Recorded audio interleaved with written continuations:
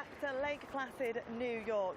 This location is steeped in sporting history, and today we get to make some of our own.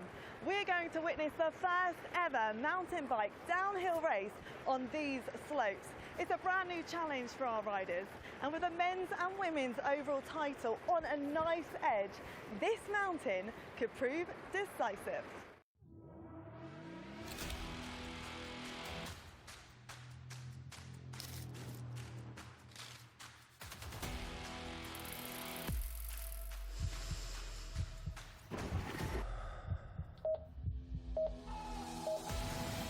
You could see the aggression straight out of the start gate.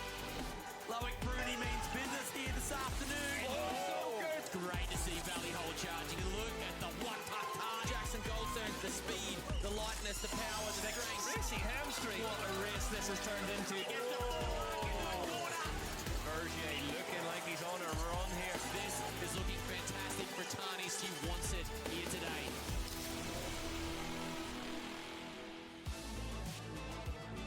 Well, it's history in the making today as we bear witness to the first ever downhill mountain bike racing to happen here in Lake Placid. Lots to look forward to today, and then tomorrow make sure you come back for some more thrilling action to come in the XCO. Delighted to be joined by our studio guests of Hattie Harnden, Finn Arles and Josh Carlson. The sun is shining, the vibes are vibing. Hattie's got her headband on, keeping warm, aren't you, Hattie? Yeah, a little bit too warm at times.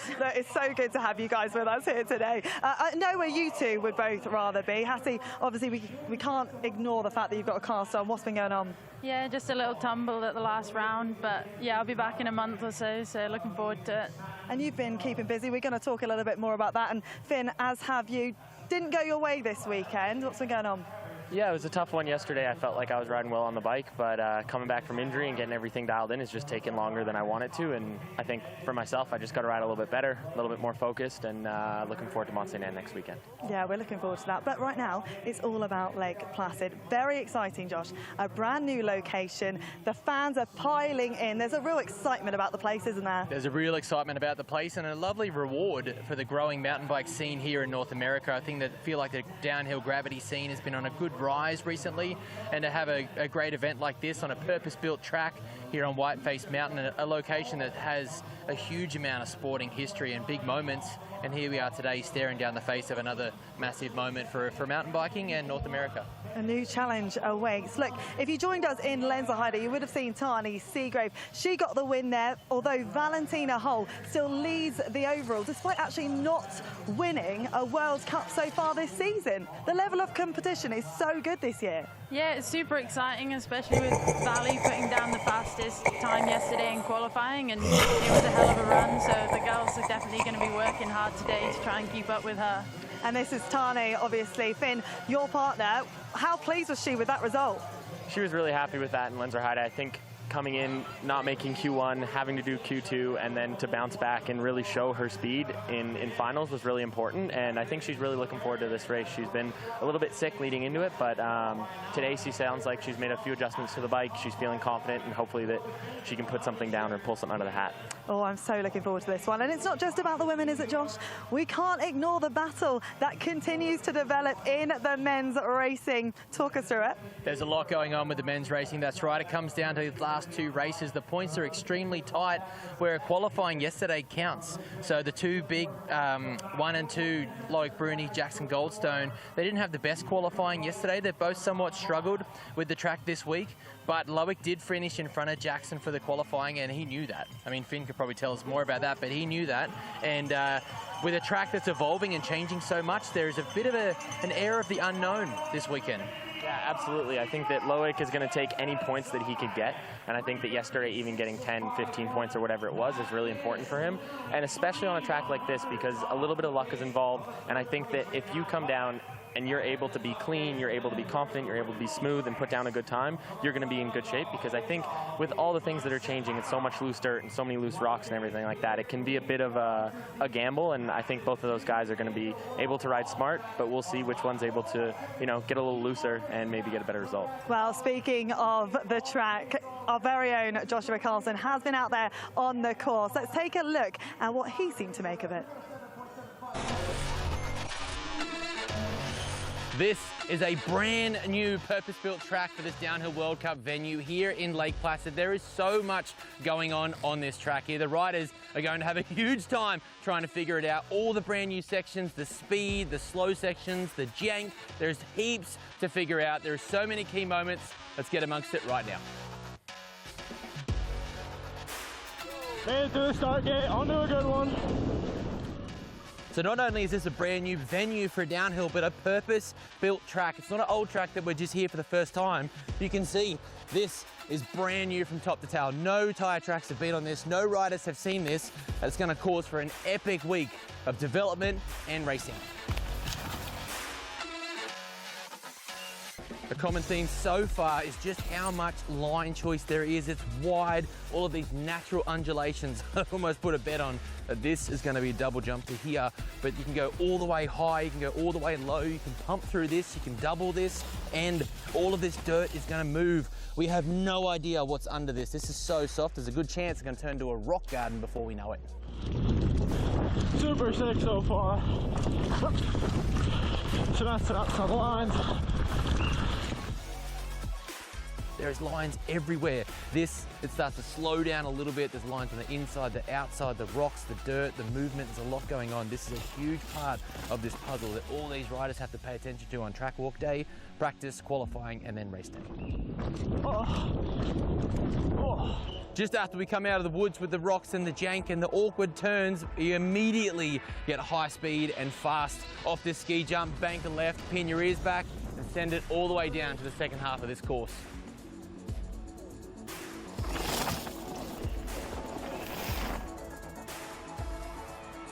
Well, there you have it. What an epic brand new track here in Lake Placid. The puzzle is real. You can see how much attention our riders are paying to this brand new track and all the different bits and pieces. We could go back up and bring you a whole new list of key sections to watch out for, but the one thing that is for certain is that the racing will be absolutely unbelievable. We will see you trackside. Brilliant insight there. Carlson on course with the Mondraker team and Ryan Pinkerton. Hattie, how, I don't know, nerve-wracking or exciting is it for a rider to kind of tackle a completely new challenge? Yeah, I think it's really good for a lot of the riders, and you know, it levels the playing field off a little bit. It's fresh track for everyone, so it's really fair up there. But yeah, it made for a really interesting first practice. Everything was super fresh, and the track just changed so quickly. Like holes just appearing, rocks coming out. Like it's a different track up there now to what it was on Thursday when they first went out. And despite them trying to water the track as much as possible, it's incredibly dry and dusty. And yeah, there's hidden stuff up there, so it's going to be really tricky for them to negotiate all that. Yeah, I heard Tiny Seagrave say the floor is full of secrets, which I liked that line. Aaron Gwynn, of course, he's been involved in designing the track. He said it's fast, right out the blocks, essentially. Finn, is that what you found? Yeah, definitely. I feel like you come out of the gate, you do 2 pedal strokes. The first berm is relatively easy, and then from there it absolutely changes. And as you enter the first woods, it's straight into it. You have to be focused. You have to be on top of your braking. You have to be on top of your line, because if you're off it, you're getting kicked into loose rocks. You know, huge rocks, huge holes, huge everything. And I think that if you're not on it, time just starts escaping you. And it's, you get to the bottom, you go, I'm 6, 7, 8 seconds back, and you don't know why. But I think that being able to carry speed through all those sections where there's roots, there's rocks, there's everything else that is going to kick you off what your plan is. I think that that's the biggest thing, is adaptability and just carrying speed, being smooth. And someone like Luca Shaw is really good at that. Valley Hole as well. And I think that that's why they were so fast in qualifying yesterday. And it's a bit of a different swing this year too. Like this particular track, a lot of the races we've seen from Ludonviel, Leogang, La Tuile, it's a fast start, almost like you can ease your way into it, whereas that change that Aaron's made to this course, it's intense from the get-go. And then we've seen from our juniors 60, 65, 66 k's an hour into the lower half of this circuit. So it's a bit of a different style of track to adjust to. Yeah, I think that all the riders are going to be able to pick their battles, whether you're really fast at the top or really fast at the bottom. You have to attack the section that you know that you're going to ride the best. So I think that some of the juniors we just saw who were really fast at the top really went for it and then managed their lead to the bottom, versus some of the others that maybe weren't as fast at the top were able to just go 66, 67 kilometers an hour all the way to the bottom. And I think that that's going to be the biggest management, as well as wind here at the bottom. You can see the wind is blowing kind of, I don't know what direction, but it's a headwind on the last few jumps. So that's going to be something that could affect certain riders. And I think that just being able to carry speed through the bottom is more important than everybody made it seem sort of during track walk. And now that we're going to see it in racing, we'll see which riders take advantage of all the sections. Yeah, and I think it'll be different in the women's as well. Like we've seen Gracie, a lot of the races, like get faster as the track goes on. And it's very different here. You have to be fast straight away, and then it's almost more chill at the bottom. Like it's an easier line, like less picky on what you're doing. So maybe that might not be quite tailored to her style quite so much. So it'll be interesting to see if it shuffles things up a little bit. Josh, just a quick word on the wind that we've mentioned there. Split 5 might cause a few issues. Big time. A big gust down the end here with so many big jumps and it being so straight can be real catastrophic to that time. So they're going to have to pay attention. It's a luck of the draw. We're in nature's hands, but it's definitely a factor. It seems pretty okay right now. It seems pretty still, but watch this space. Who knows? Look, as we've just discussed, elites, the level is reaching new heights, but it's actually the juniors which are capturing the attention of the fans, and we got to speak to one of them in particular. Pretty unexpected, but I'm definitely taking it. Yeah, Rose is only 16 years old, crazy fast woman, and perfect. Hoffmann leaves the start hut, 2 to go in Lenzerheide. Here comes the German national champion for the Santa Cruz Syndicate. Next up though, it's the newly crowned junior downhill world champion, Rosa Zerl, the Austrian. That's a good section there from Nina Hoffmann. This is really strong. 7/10 of a second all of a sudden. This is looking really, really good from Nina Hoffmann. 1.2 seconds faster at the second split. Rosa Zerl on a really, really good run here. There's absolutely nothing in it here in Lenzerheide. We knew this one was going to be close, and it's definitely only getting tighter. Within sight and earshot of the finish line. It's been great so far. That third to fourth split, 2.3 seconds. Green for Rosa Zerl. Heading towards the line. Is it going to be win number 4 for the Austrian? She puts herself into a pole position to get a 3.1 seconds. Yeah, the win was definitely unexpected, but yeah, I'm super happy how it turned out, and to win in that rainbow straight jersey straight away the next race, that was definitely a confidence boost. It's crazy where the level is at the junior women at the moment, and it's probably gonna keep progressing. It's really sick to see. I mean, I've been watching all these juniors that coming into the first year right now. I've been watching them since 3-4 years, and I was expecting them to be fast. Maybe not that fast. So yeah, it's gonna be tough when they come up into elites in 2 years. I never really compared my time to the elite. It was more like something unexpected, and then maybe the track changed or anything, but it was pretty tight. So it's still juniors, and it happened once now. Yeah, she's only 16 years old. That's crazy. I've been watching her riding since a while, and she's just so smooth and content and confident on the bike. So we really have to watch out for her. I'm just feeling that's a good thing for my riding style, that I'm pretty calm and that I can control everything pretty good. And I know where I have to push or where I should maybe do a bit slower.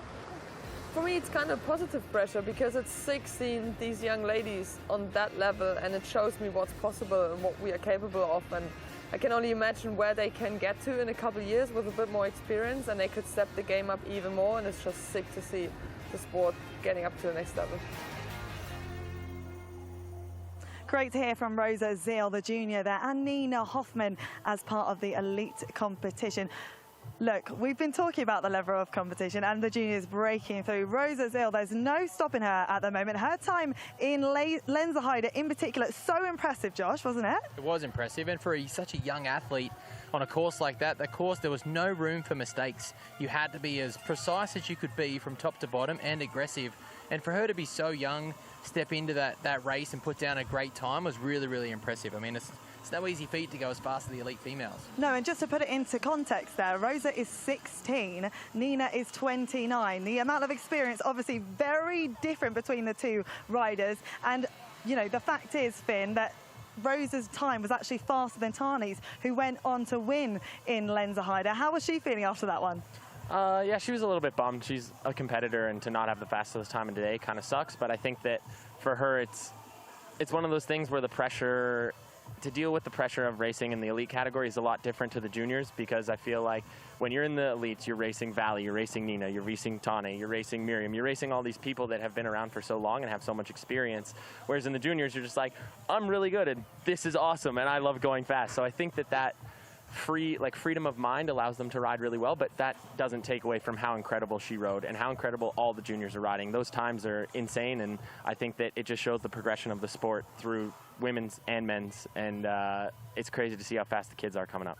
And I mean, it's not just about the women's competition as well. It was very, very close in the men's as well. Asa Vermette, just a small margin off Anne-Marie Piron, Hattie. That was close, pushing them to the limits. Yeah, I mean, that's amazing to see. I mean, I guess they're both on the same team as well, so maybe they get a chance to ride together over the winter, which, I mean, is always going to help the youngsters come along hugely. But yeah, I mean, it's great to see that they're pushing each other, and it's only going to make everyone strive to be better. So it's really great for the sport.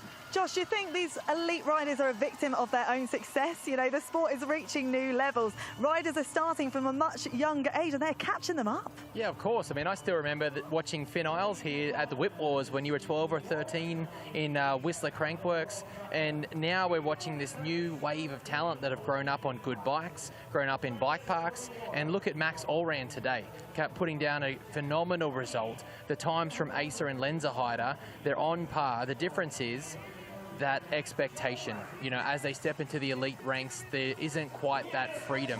The result from Max here today was the fastest time we've seen on a course that we've all spoke about how difficult it is. So that is also showing a great level of maturity. Interestingly about Max, and Amory does not like this, he barely trains. He's like, the kid barely trains, he has pancakes for breakfast, and he's just such a weapon. So he's little bit nervous. What's going to happen when he starts training like Emery? Maybe we can all give that a go. I think I did have pancakes for breakfast, so who knows? I'd like to see an athlete's diet. We should also mention Alitha Oostergaard. She came first in the women's competition as well with a good time, Hattie. Yeah, I mean, she's riding amazing, and obviously she's behind a home crowd, so that's always going to help you want to go a little bit faster. But yeah, she's been riding great all year, and yeah, she's on the team with the Canyon team and Troy Brosnan, Lucas Shaw, Henry Kiefer. They've also got Fabian Barella helping them out. There's a lot of really great experience in that team, which helps from a young athlete, right? I mean, Finn, you've been a part of a great experienced team coming through juniors to elites. Yeah, absolutely. I think that one of the biggest things with these juniors coming up, as well as like just being free of mind and being fast and starting from a younger age with better bikes and everything, the support from companies is starting earlier as well. So these kids are getting free bikes and they're getting help and money and travel and all this stuff that in the past hasn't really been available. So now for these kids, it's starting to be more of a professional sport, but that still doesn't take away from the fact that like you said, Max doesn't train. He just goes out and he rides his bike. He just loves the game. He loves riding. Whether it's dirt jumping or downhilling or whatever, he just goes out and he rides for fun. And I think that's one of the things that maybe the sport swung a certain way for a certain amount of time, but now I feel like one of the biggest things is just spending time on the bike so that you know how your bike is going to react in all these different situations, so that when you do come to racing, it is just fun and you are free of mind and you're not dealing with, oh, this, that. It's like you just know exactly what's going to happen and you just put it down and you perform. Like, that's an incredible time, 3 seconds faster than Luki yesterday, and Alitha on the same time as Valley. It's crazy to see how fast the kids are, and we'll see how fast the grown-ups can go later. Yeah, we will indeed. Guys, it's so good to have your insight. Josh, you're going to go head to the pits and get a few interviews. We're going to take a break right now, but you know what? Join us after, because there's plenty more build-up to this historic day in Lake Placid.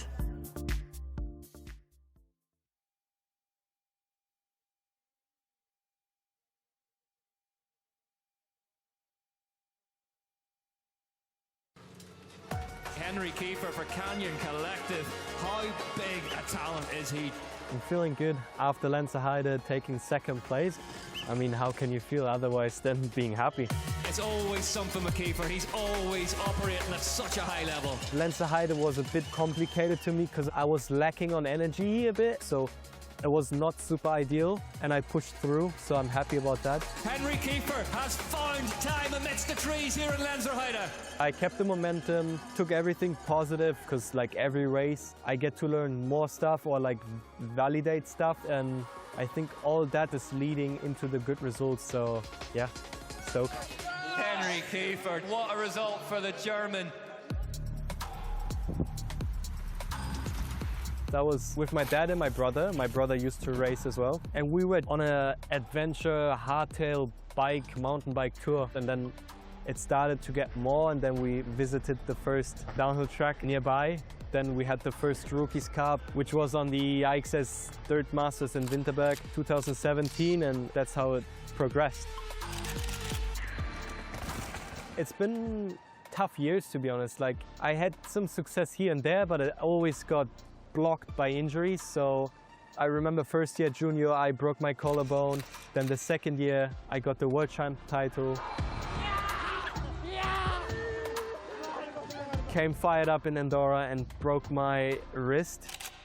So I never used to ride the world champs jersey, which is sad, but hey, we gotta do it again. It's been tough, but it's a way of learning, and if you keep doing your thing and take the stuff out of the situations that happen, I think you get better. If I look back, like, I came from the Canyon Collective Pirelli team, which was a development team, so I really grew into the team. The people around me makes a big difference. It's so much that they give you, and I really appreciate that, and I appreciate Canyon giving me the opportunity to do that well. Henry Kiefer is definitely one of the young athletes leading the charge of this next wave of downhill rider. I feel in a good spot. I feel like I found my riding zone where I feel safe in it, you know, but also finding my routines, my rhythm, like over the whole event, when to wake up, when to go to bed, how I prepare my stuff, what I like, what I don't like. Henry Kiefer, big run.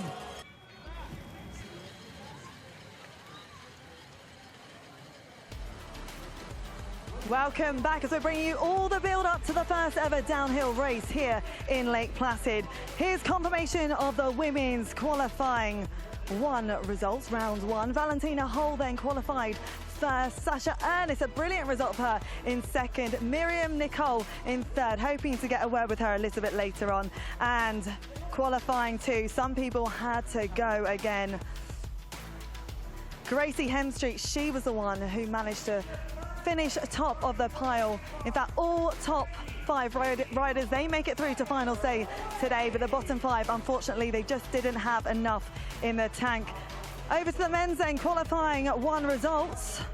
Lucas Shaw from the USA, he finishes top of the pile. He's absolutely loving life here. Luke Meyer-Smith also in second. Benoit Coulange, a brilliant qualifying from him in third. Amory Piron, of course, he won in Lenzerheide. He's in fourth, and look, loads of big names there. And it's not just the top 10 that obviously qualify for the men's, it's top 20. Loic Bruni just falling outside of the top 10 there in 11th. I saw Troy Brosnan on social media. He was watching the qualifying and worried that he wouldn't make it, but he did. You're in, Troy. So there we go, there's the top 20. Delighted. Well, these guys will be delighted. Qualifying round two for the men. Ronan Dunn at the top of the pile. His mate Oisin O'Callaghan in third. Then we've got the Brits, Reece Wilson and Bernard Kerr in fifth and sixth. Antoine Piron rounds out the top 10 there. Now, I'm delighted to say Josh Carlson is in the pits, and he's managed to get a word with Lucas Shaw. Well, we just waited for the anthem to finish. Lucas Shaw, American anthem's playing. We're here in North America at a brand new venue. This must be a pretty cool feeling, yeah? Yeah, totally. I mean, it's not super close to where I live, but it's East Coast, North America, USA. So yeah, it's a special feeling. Definitely buzzing off that energy. It's a different track up there, and the evolution of it has been a big talking point so far this week. It's race day. What are you looking for today? Yeah, I mean, the track's been changing all weekend. Every run, it's like the lines are shifting. New lines are appearing, so it's tricky to stay ahead of that, but I've been having fun on the track all week. The track is sweet, and yeah, I've been feeling good on it. Speaking of feeling good, does it feel good to have that home country crowd and support here? You can hear people walking past, giving you a good luck, and oh, that's Lucas Shaw. Yeah, totally. I mean, it's a lot different than in Europe. You know, I feel like, you know, we don't have that home track advantage ever, or that like home crowd advantage like most of the Europeans do multiple times a year. So it's cool, you know. And we didn't have a World Cup in the U.S. last year, so it seems like a lot of people have turned up. So it's pretty rad. Qualifying obviously went well yesterday, taking out Q1. Do you think there's a key to this track of patience, or what's the flavor? Yeah, I think like all the technical stuff, you really have to like kind of let the track come to you. It's really easy to kind of overspeed sections and get messy. And then the whole bottom minute or almost 2 minutes really is like really just about speed carrying and tucking and pumping. And I like that sort of stuff. So yeah, it's a pretty unique track, but I think it suits me. So I'm excited. So do I. I'd like to see you at the top of the leaderboard. So good luck today and enjoy every moment. Thanks, man. I will. Well, Lucas Shaw, there, great to get some insight from him. He's looking quietly confident there, especially with the pressure of riding at home, Finn. That must be like a new level for a rider. Yeah, I think so. I think Luca in the past has qualified first. He's had a lot of good qualifying results, and he's never really got over the hump to win a World Cup. But I think this year he's been building very quietly. He's been top 5, I think 4 or 5 times. And in Lenzerheide, he was right on pace, minus just one mistake, and he was really bummed out. And I think that really motivated him, put a lot of frustration in his stomach, and this week he's looked really smooth. He's one of those riders that with a track like this where it's really loose, there's a lot of stuff on the ground, and especially with this bottom section, he's really BMX. He grew up racing BMX, so he's really fast at the bottom, and through that stuff at the top, he's one of the smoothest riders in the entire bunch, and I think he makes the most of all of those loose lines and just carries speed super well, super stable on the bike, very confident, and hopefully today he can win one. Who knows? It's all about staying patient. Now, I do want to have a quick mention of Dakota Norton, another American just off the back of a US Open win. And after the year he's had, I mean, he was learning to walk back in March. Yeah, I mean, he had a rough off season, and yeah, it's been a building season for him, really. I mean, yeah, he's coming into his own towards the end, and the win last weekend will have given him some really good confidence. So hopefully in front of the home crowd, he can really give them a good show, and I think we're all excited to see what he can really do. We absolutely are. Now, Josh is down there with, I think, Miriam Nicole. Let's hear what she's got to say. We've stopped down into the pits, and Miriam Nichols went straight through Q1. It's been a turbulent season, but that's a great result to start this race here. Yeah, definitely. I feel like I'm starting building. It's this time of the year when there is only 2 left race. But yeah, it's hard to find a good pace. I always go for a lot, and sometimes it's a bit too much or too low. So yeah, not racing in Lenzerheide, and then here Q1, 3rd place. So really happy with this. What does this leave you feeling today coming to race time? 3rd place, within touch. You've got that fire back? Yeah, definitely. It's really a hard track to manage, and I feel like I'm really building my speed, which is a good feeling. So yeah, no, it's good fun, and it's hard work to work with the bike, with the engineers, the mechanics, and myself to don't be too tired. It's a lot of work, a lot of nerve, but I really love this process, and I'm going to stay focused on it. Good luck today. Thank you. Thank you. Always so good to hear from Miriam Nicole. As she just said there, qualified in 3rd in Q1, a brilliant result for her, and she'll be wanting an even better result today, no doubt. The sun is shining, the women's racing is about to get underway, so it's probably a good time to head up to commentary. Thank you both, enjoy watching, we'll see you for the reaction. Are you up for that? Coming back, do you mind? I don't mind being back. Good, lovely. Well, we'll see you after the race then. Time to head up to commentary and join Nico Mullally. But first, it's Rick McLaughlin. Enjoy this one.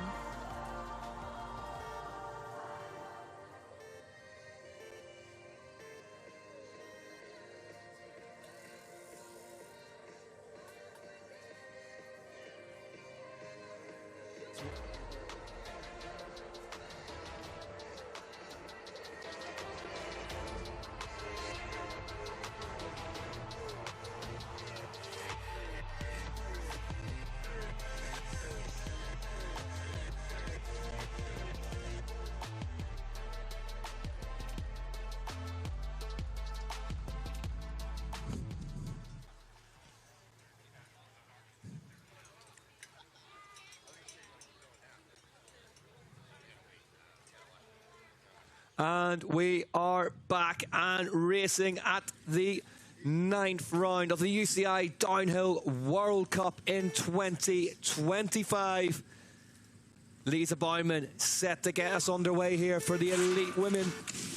It's been an unbelievable season so far. What can the US round bring us, Nico? This track, all action right from the start. Yeah, the most technical part of the track is here in the first 10 seconds.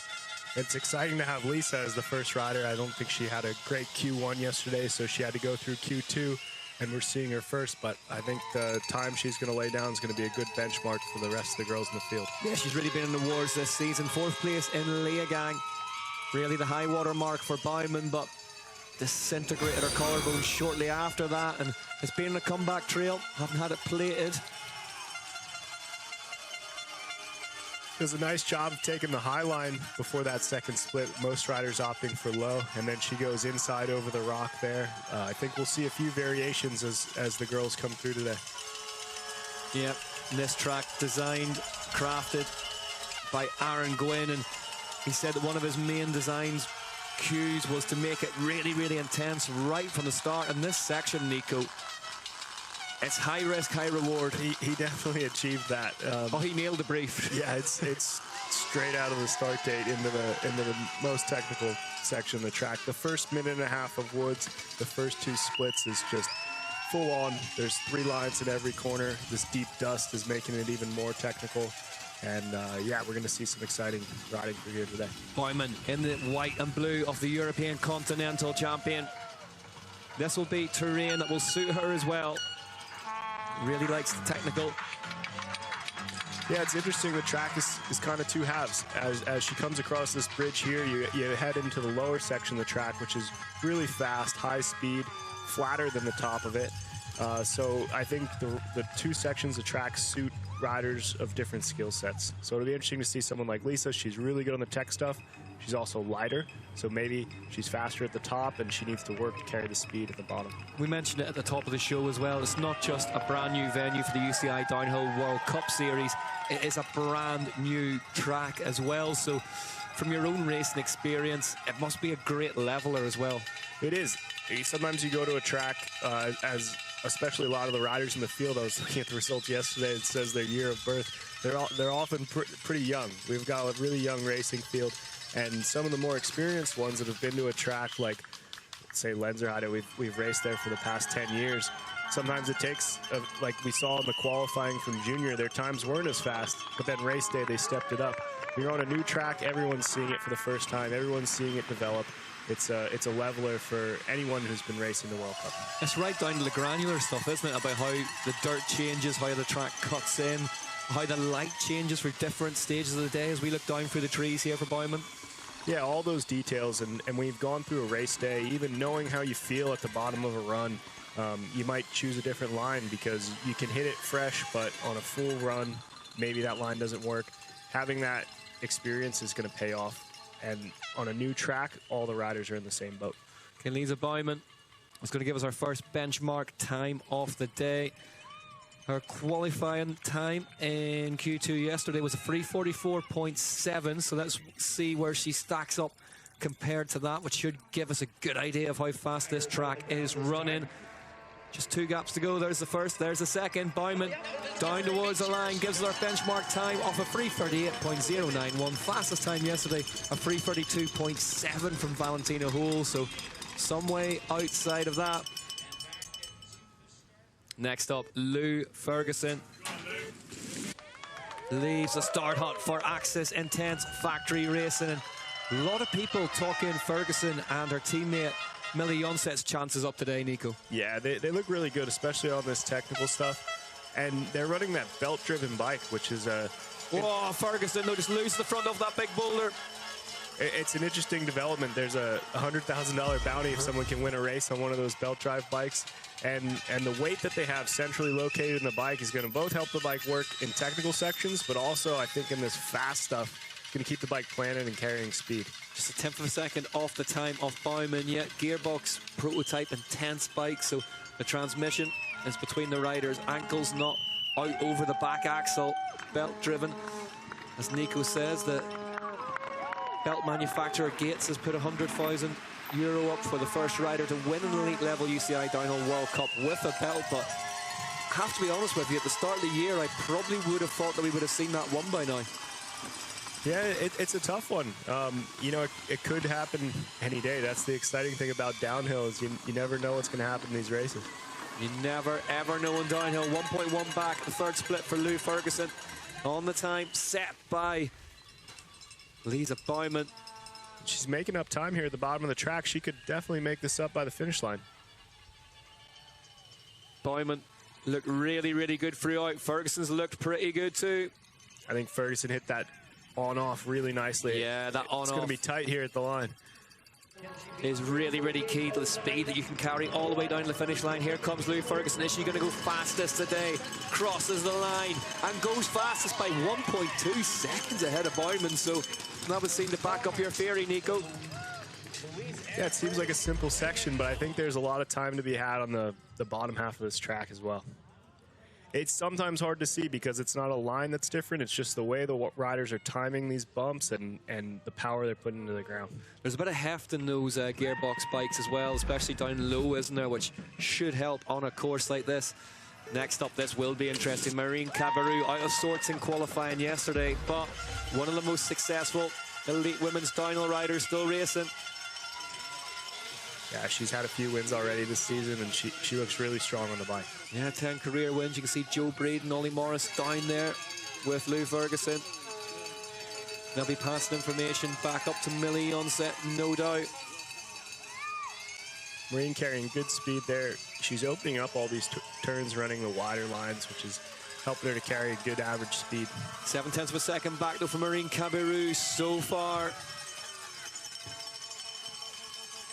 Goes tighter over that one. Yeah, just stays over to the right-hand side there. Seemed to work for her. See, she cuts inside of the rut there. That was interesting. A lot of riders are going wider to set up, but doesn't really give you a better angle. It's just more distance to run. So she runs down the left of the track, which was pretty interesting. Yeah, pulls across that gap there. I think a bit offline of where she planned. It looked like she kind of got huckabucked and went a bit low.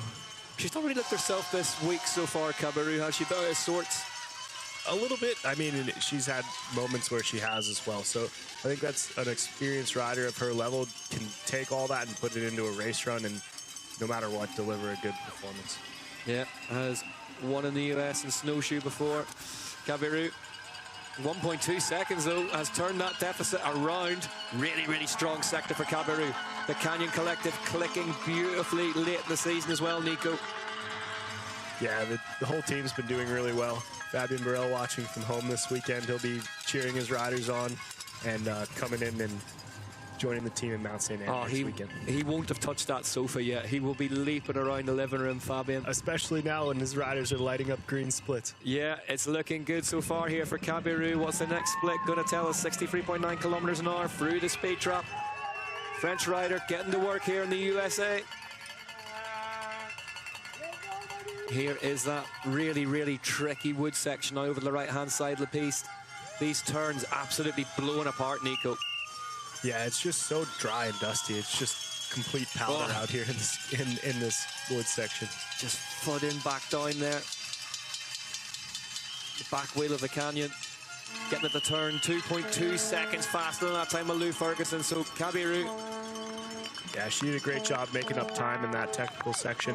I think Ferguson hit the bottom really well, so if Cabarrou can match it, I think that's where she's going to need to be to contend with the girls that are still yet to come. We know that Ferguson is technically one of the best in the air. Really, really good jumper.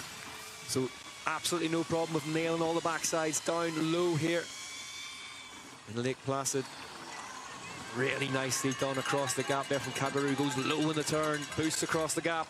2.2 seconds now.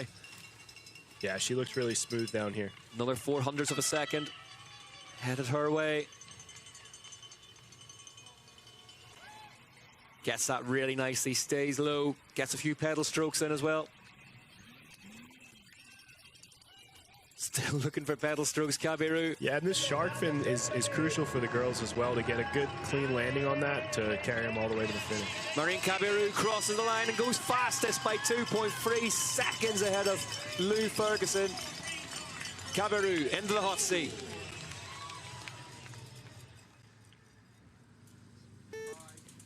Next up, Lisa Bouladou, the French national champion, on course in the USA. Well, she came out of the start gate really fast there, jumping into the first woods. Bouladou looking really, really good this season. Goodman Santa Cruz, team rider. She's definitely been a little hot and cold, but when she's on, her performance is amazing. Second at European Continental Downhill Series, Coupe de France. Round in Les Meuniers earlier on this season. 4.6 back though for Bouladou so far, and looking like she's tiring a bit, Nico. Yeah, I've heard that she's been dealing with a wrist injury, maybe a broken scaphoid through the season, and trying to ride through it. I don't know where her health is with that right now, but I know it's would definitely put a damper on her season. This would be one of the worst tracks on earth to deal with a broken scaphoid with. For sure. It was interesting right there. She held the tight line across that camber. We've seen every other rider in every other category hit the low catch, and she held the tight line on the grass, which gave her a different entrance into the waterfall section. Yeah, loads of impacts through this wood section as well. She heads back towards the open again. Bouladou still working at it. 6.4 seconds back at the third split though. Skims that pad, very, very close to 8.4 back, so getting slower as the run goes on. Yeah, I don't know if that tight line paid off for her. Maybe it was the way she rode it, but it seemed like she was just too slow, and the split showed it. Yeah, plenty of track to play with here in Whiteface. We heard Reece Wilson say after qualifying yesterday that he feels that there's actually a lot more time on the outside lines. He would say that. He would say that, yeah, of course he would. Anywhere but the main line. Bouladou across the line in fourth, 8.4 seconds back, but it does kind of prove the point, doesn't it, that if, for those ready to risk it in the name of creativity, great shot that, you can see the eyes and mouth wide open for Bouladou. Yeah, I mean, the line that's the fastest is the line the rider's confident on. Here we go, though. One of the title contenders, Gracie Hemstreet, gets ready to drop in. Hemstreet for Norco Race Division. She needs a big performance today to keep the pressure on Valley for the overall. Another big performance, you'd have to say, as well. Hemstreet has dealt so well in them this season. Trio of wins to her name so far. And I'd say those wins came in different conditions as well. Ludenviel really dusty, Leogang hard pack, and then in the mud in Leger. But we've always seen her go so well in the trees through the woody technical sections. Hemstreet really gets a move on, and she's looking fast to my eyes here. Yeah, she's really started off this run on a good pace. Let's see what the first split tells us. Half a second faster. So just a reminder then, is Caviru, Ferguson and Baumann your top three so far. Does that inside line really cleanly over the rock there. 10 to go after this woman. Won the Q2 session yesterday. Anna Newkirk's up next, and it's Tammy Seagrave, Millie Yonset, Camille Balanche in her penultimate UCI Downhill World Cup ever. Cleanly through that section, we saw Marine come through and get a little bit offline, and Gracie was a little cleaner through there. And what have you made of how the track has developed across the week? It stood up to it quite well, hasn't it? It has. I'd say it's broken apart in the way you'd want it to at a World Cup, which has made it more challenging. There's deep holes. It almost reminds me of Val de Sol, where the dust is so deep and there's some rocks under there you can't even see that grab the tire, grab the bike. So it's a challenge for the riders, for sure. She's lost time here. She's lost time, Hemstreet. 9/10 of a second back. But can confirm Bouladou is racing with a broken scaphoid. Confirmed by Thibaut, so fair play to her. That must have been absolute agony. Let's see what Hemstreet's third split is going to look like. Tucks down low behind the stem. 60.7 kilometers an hour through the speed trap. Looking really, really planted across there. A section like this is that she's coming into is the stuff that Gracie's the best at. This late braking, tight turn. She's often able to just whip the bike through it and get on the brakes later than most. This section really, really awkward through this. Left, right. A lot steeper there than it looks on camera, but good job saving that one. It looked like the front end was about to check out. Yeah, well, we've seen that in the junior races. We've seen a few front ends disappear off the side of the track there, but it's 1.9 back now, so Hemstreet has lost time there.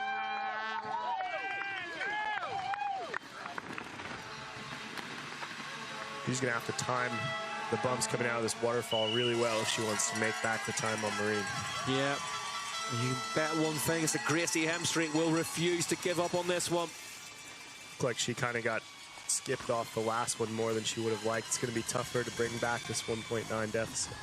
And is this a track, Nico, where riders and teams can do anything with weights on the bikes, or I guess carrying speed across those big, wide open pistes? Crucial. A lot of riders are now. I know Jackson's mechanic had almost 2 kg of weights on his bike. He's a lighter rider, and that helps him through sections like this.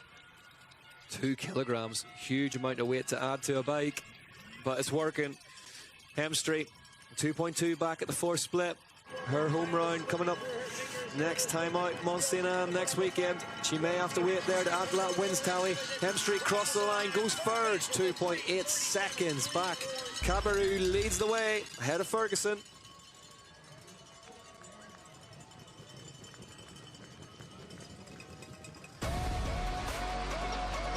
Next up, Anna Newkirk from the USA.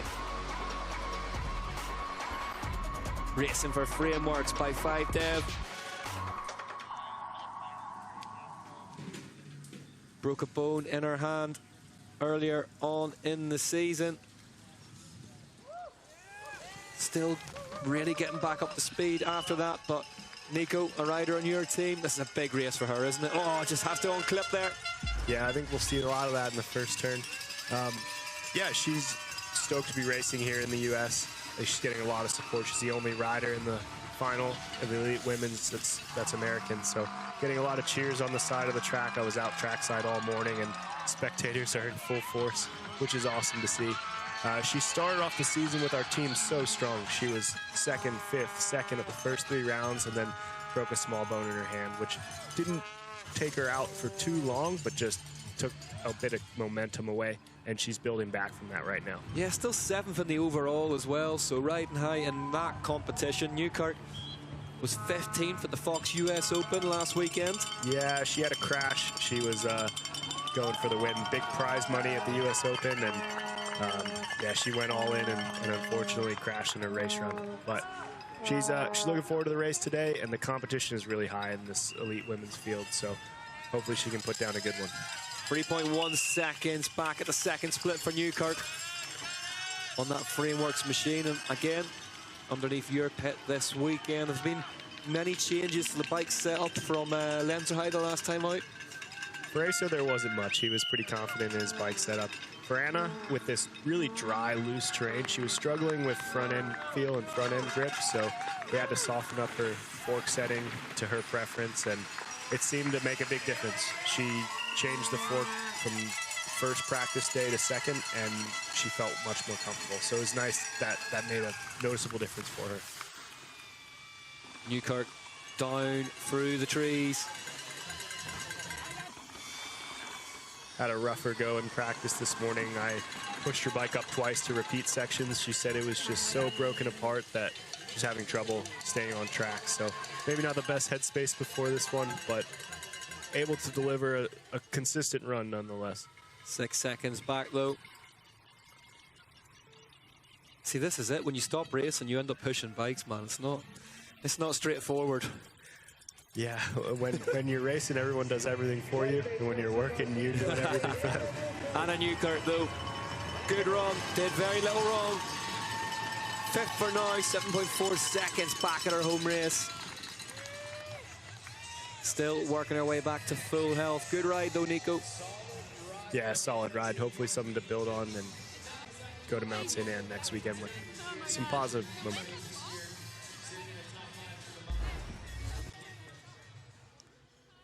As we look back at slow-mo shots of Newkirk. Next up, Tani Seagrave, one of the riders going for that overall title. Is still in play for Seagrave, but she needs a big, big result here. Some medical issues after Lenzerheide. This team still not sure if she would take the start line. She looked really strong through that first corner. Yeah, Seagrave, we know that is one of those riders. She hits her marks early on her run, just bells and bells. It's like she's done that so far today. Yeah, Orbea FMD. Another good day in qualifying yesterday for them. We mentioned Canyon Collective going well this season. Orbea FMD having a time of it.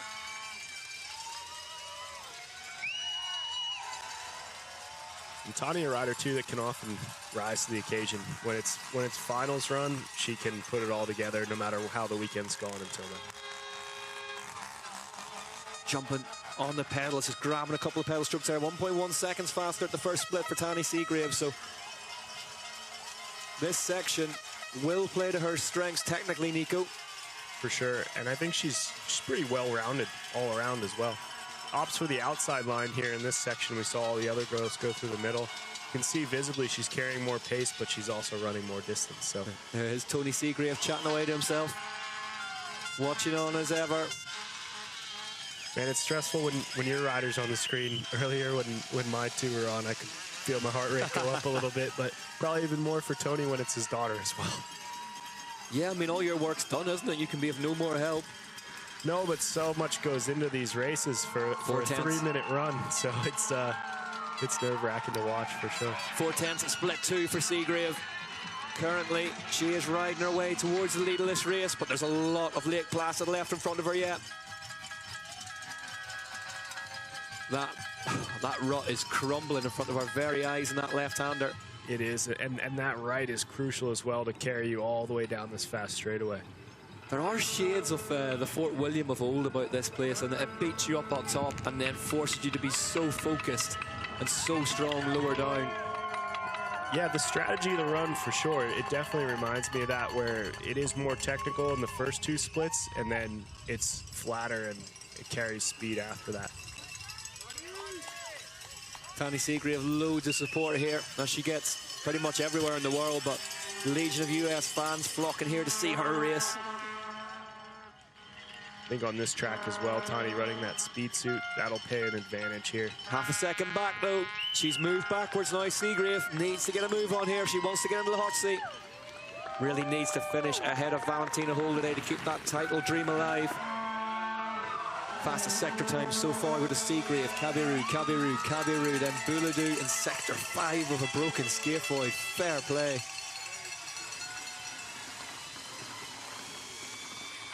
Lisa Bouladou, one tough cookie.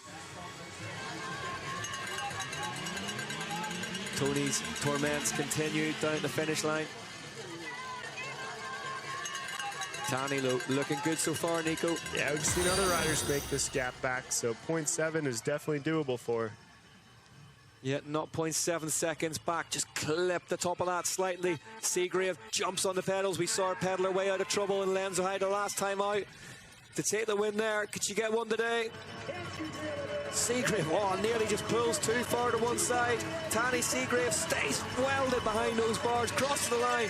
Second place, 5/10 behind Marine Kabiru.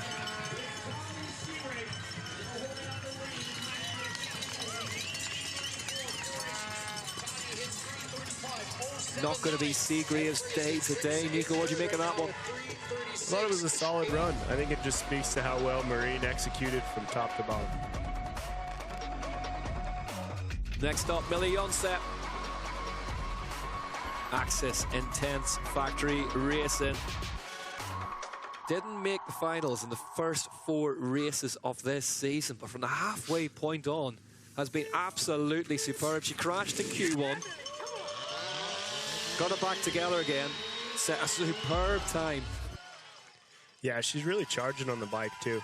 When she's riding with that level of aggression and can put the run together, the time's normally pretty good. The Norwegian rattles the apex pad on the way through, 9/10 of a second. Now 3.4 back, Nico, at split 2. So Something's gone wrong somewhere. Yeah, it's so loose up there. Must have been just a mistake that we didn't see on camera. It's a very delicate proposition, that top couple of sections, isn't it? So easy to overcook it and lose time, as Jonset looks like she's done. Yeah, personally, I thought the strategy was just to be in touch. You don't need to do anything crazy in that wood section. That's where all the lines were, most of the technicality of the track. And then once you get out of there cleanly, just attack the bottom. Riding an American bike, of course, that intense factory access machine, prototype bike, the gearbox and the belt drive. Currently 12th in the overall points chase, Jonset. And really, the example of how you just can't give up in downhill, can you? Whenever it's not going your way, you need to just keep working at it. No, it's amazing how quickly you can turn things around. Unlike other sports, it can just turn around in the blink of an eye, and anything can happen in any race, and you start to get some positive energy, some momentum going your way, and boom, you can do it again next week. So yeah, riders got to stay on it. She was 11th last time out in Lenzerheide, Switzerland. Very, very different racetrack to this, and 4.8 seconds back at the third split so far for Jonset. Really good mixture of tracks this year, Nico. It's been a real World Cup, hasn't it? Yeah, it has, and that's, you know, what we can hope for is different terrain, different challenges that test the world's best. And yeah, the difference between the soil types from Europe to North America has been excellent. Yeah, Ollie Morris, Millie Jonset's coach, perhaps unsurprisingly tipping her as one to watch today. Next up, Camille Balanche. 6.2 seconds back so far on this run, Jonset. The last split, of course, will arrive at the finish line for the Norwegian. Cross there, goes 6.3 seconds back. So currently, Kabiru, Seagrave, Ferguson, the top three. That time of Marine Kabiru's is standing up, you know. Here we go for the penultimate time in her career. It's time to welcome Camille Balanche for Yeti Fox. Balanche will be retiring after next weekend. The Swiss national champion, former UCI Downhill World champion, former UCI Downhill World Cup overall points winner. We saw a big emotional send-off at her home round in Lenzerheide last time, and now she's just got 2 more weekends to enjoy it, Nico.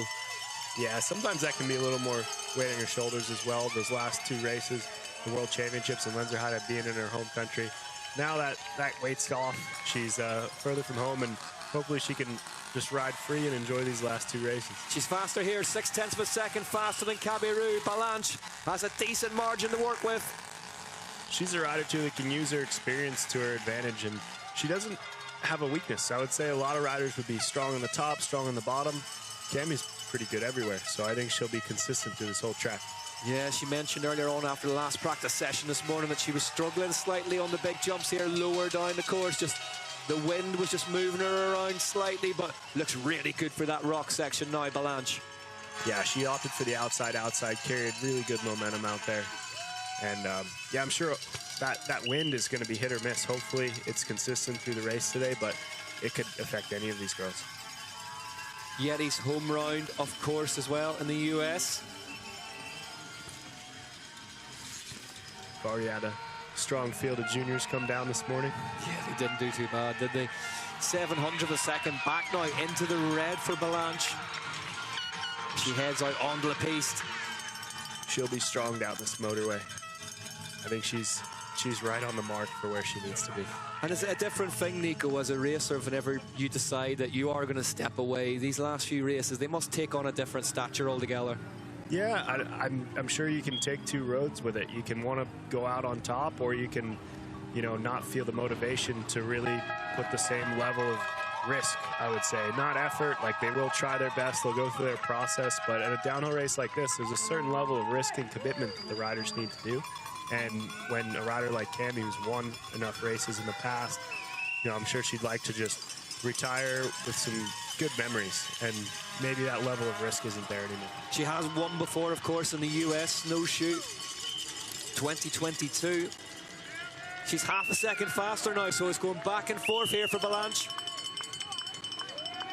It has looked classic Camille Balanche the whole way down, hasn't it? She's having a good go here, Nico.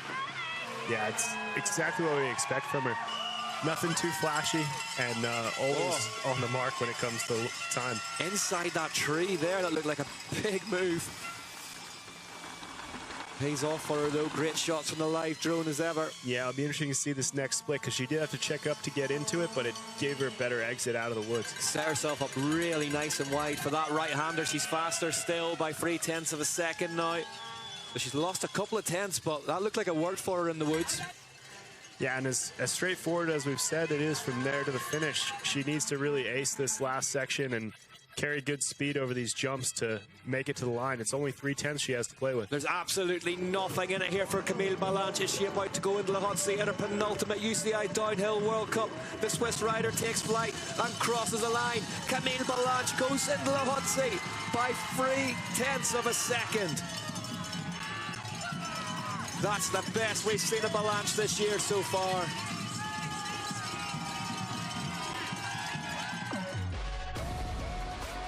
This one hotting up nicely. 6th fastest in qualifying yesterday. Phoebe Gale for FMD Orbea. Trio of 6th places so far this season. She's won 3 Q2 sessions though, Nico, and currently riding high 11th in the overall, just outside the top 10. So it'd be great to see her crack that this year. She's deserved it.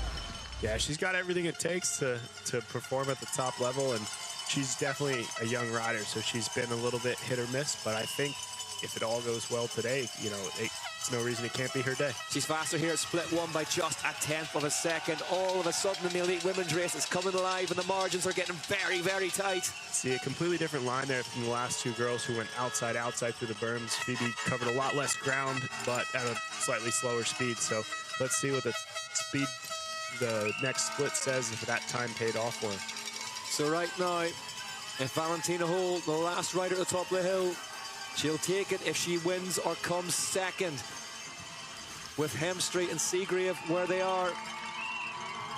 And this is the fascinating thing about downhill, isn't it? Once you get into the computations for the overall towards the end of the season, can't take your eyes off it. 1.1 seconds back now at the second split for Phoebe Gale. Yeah, the riders probably don't want to know that, to be honest. I was going to ask you, do they want to know that? The easiest way to ride a race run is in your flow state. And when you try to think about riding 10% slower or taking less risk, it's almost harder. You're more likely to make a mistake. When you just go through your process and see what's in front of you and react to it, rather than having to process it, I think it's easier and more consistent to ride. I've got one exception to your rule, which is one L. Bruni. I think he wants as much information as possible. He's pretty good, and he's 15 years of experience to get that. Yeah, he's pretty unique. Gale low. She was 1.1 back at the second split. Takes on this really, really awkward wood section. What can she emerge with it? 2.8 seconds back now at the third split for Gale. On that Orbea Rallon. Downhill bike. Turns right. Past the waterfall. Into the wood section. Goes to the main line here. We've seen a few different options from the whole women's field. It doesn't feel like there's a standout faster one, though. It's sort of about the speed you enter it at. Yeah, and maybe the way it's ridden more than the line as well. Yeah, true that.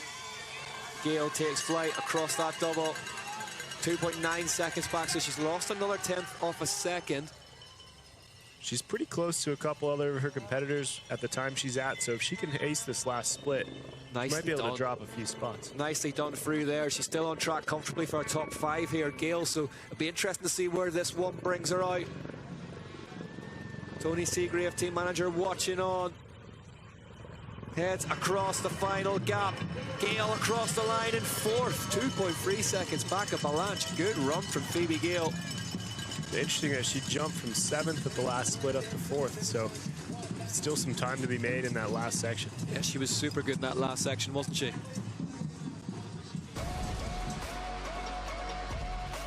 5 to go. Nina Hoffman up next for the Santa Cruz Syndicate. Second at the last round in Lenzerheide. 1 in La Tuile earlier in the year. what can the German do here? And she's one of those riders that a lot of people are talking about ahead of this final session, Nico. Yeah, you know, you never know what to expect from her. It could be a win at any race. She's definitely a danger woman anytime she takes the start. A lot of chatter as well, though. Apparently she had a massive crash earlier on in the final practice session. Apparently was holding her hip after that, but I mean, we've seen her have 1 foot off the bike. It's not going to be Nina Hoffmann's day today. I don't know if that had to do with the injury you just talked about, or she was just offline as well. She was faster. Let's talk us through it.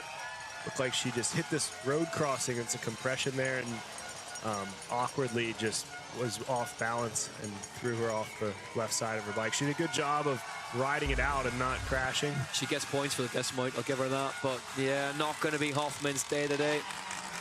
And that's what I said. When she takes the start, you know if you're going to get that or a win, but you know she's going to go all in no matter. You know it's going to be everything, isn't it? And the conditions today are similar to Latuile, where she won that World Cup by, is it 4 seconds earlier this year? Looks really uncomfortable on the bike here, Hoffmann. You can only think that must be to do with that crash in the last practice session. Maybe some of that adrenaline now wearing off, that there's nothing on the line after going off course. Yeah, she always strikes me though as she must be a great rider to have in a team. Do you know what I mean? She's always upbeat, and you know that you're going to get that just total commitment from her every session. Yeah, 100%. Does the work away from the races. German national champion as well, of course, Hoffmann. Yeah, just rolling down now, and Santa Cruz, albeit on a different coast, home race for them, 170 beats per minute on the Woot Live. She heads across the big gap jump. Yeah, a few of the teams that maybe aren't completely American operationally, but American brands running the teams. keep it on the track. Yeah.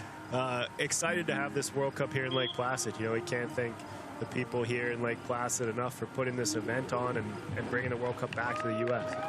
Yeah, it's been a huge, huge couple of weeks actually for US downhill, the Fox US Open, before the first ever UCI Downhill World Cup here at Whiteface Mountain in Lake Placid.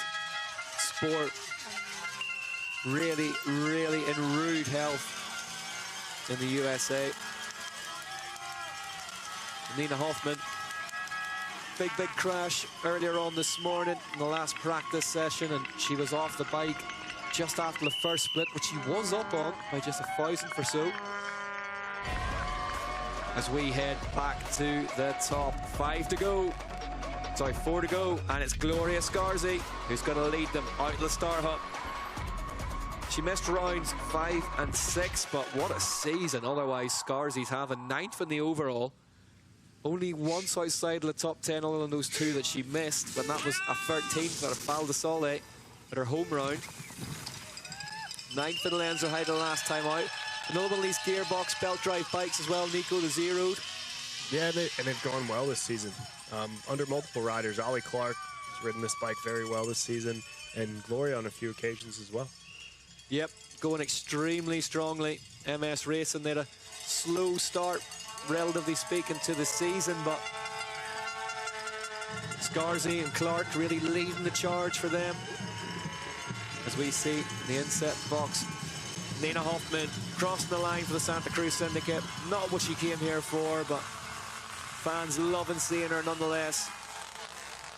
Time of a 4:05 she got. Current fastest times a 3:34.1 from Camille Balanche.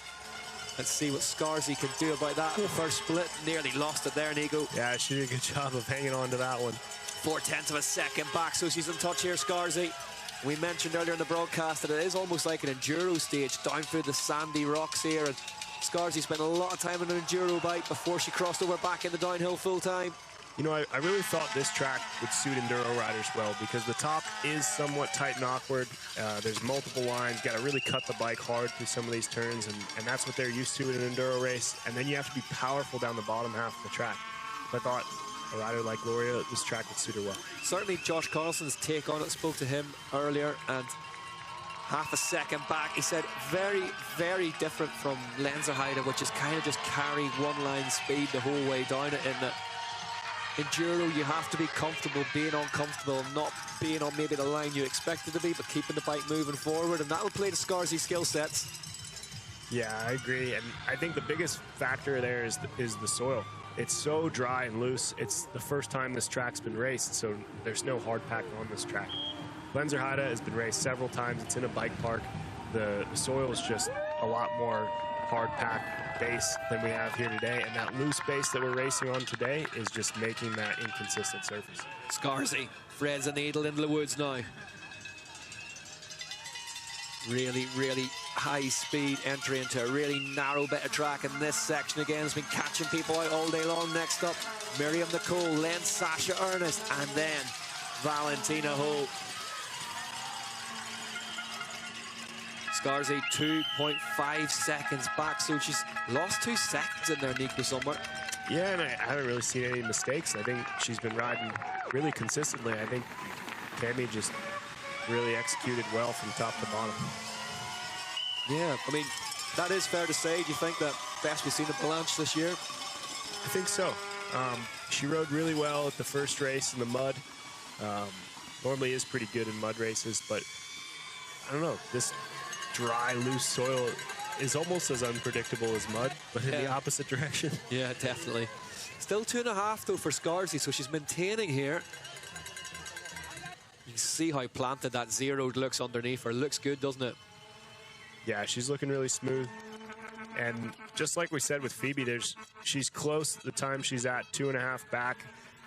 If she can ace this last split, it could be the right side of the bubble for her. I think it becomes proportionately harder to gain it back though as it goes on this track, doesn't it?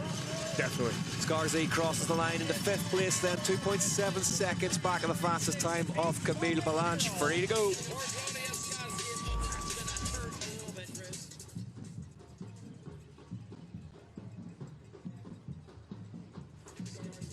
Gloria Scarzy into 5th place so far then, but there are 3 fast movers left at the top of the mountain.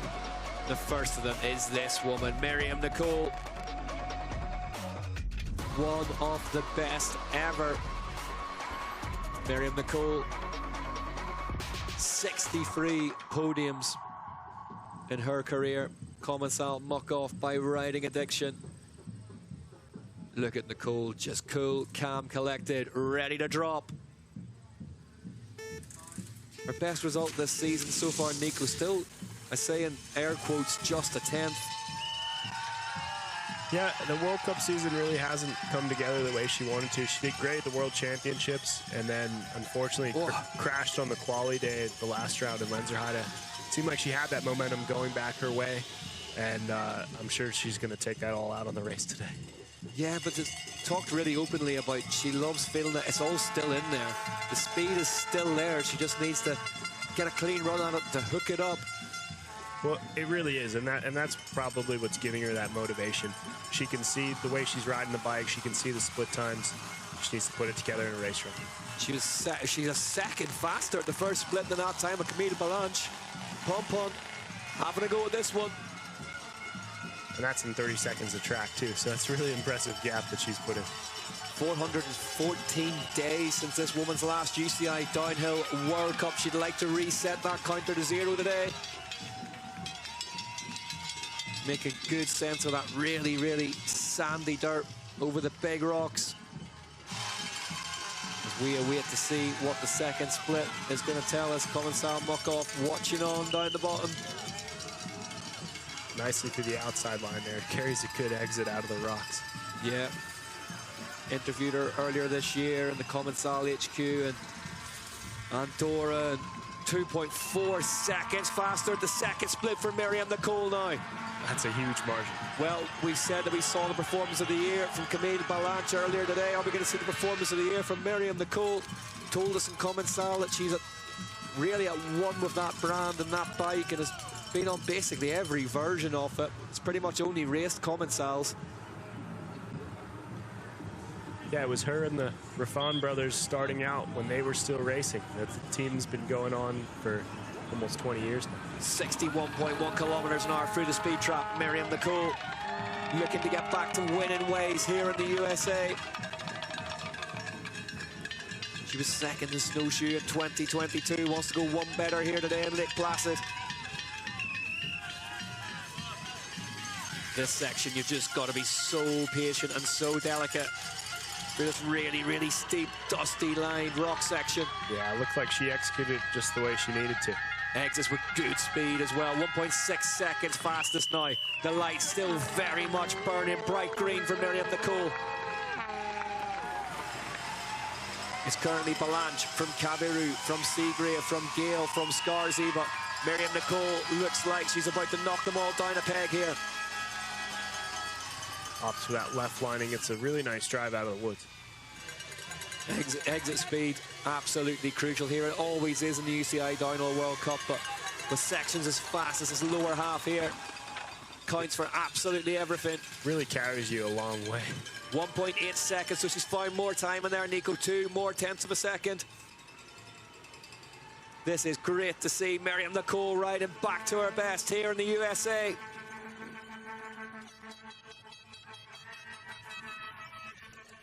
And she'll hear the finish line. Miriam Nicole, is she about to go into the hot seat with only 2 riders left at the top of the hill? Here comes Miriam Nicole. She goes fastest by 9/10 of a second ahead of Camille Balanche. Miriam Nicole back to her best in the USA. Look at what it means to her, Nico. That's a huge run. Well, she's back on the podium, right where she belongs. Nicole will finish in the top 3 with that result, but for now she leads them. 3:33.2. This woman, though, Sasha Ernest, career best qualifying yesterday, and 3:38.5. So she's got to find some time if she wants to beat Miriam Nicole today. She's really turned it up at the end of the season here.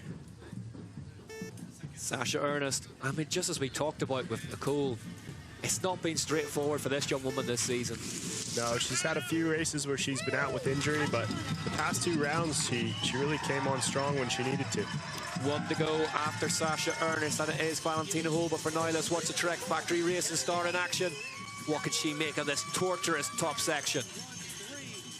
Really nicely through there. She did a good job of absorbing all those big humps and getting a good exit speed out of that wood section. Sasha Ernest on that handmade Trek session.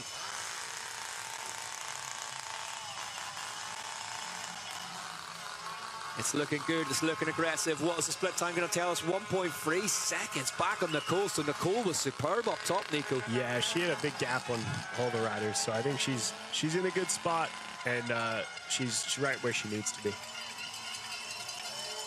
Sasha Ernest, it's been a difficult year for Trek, hasn't it? They haven't really hit the highs they wanted to. They completely swapped that roster up this off-season.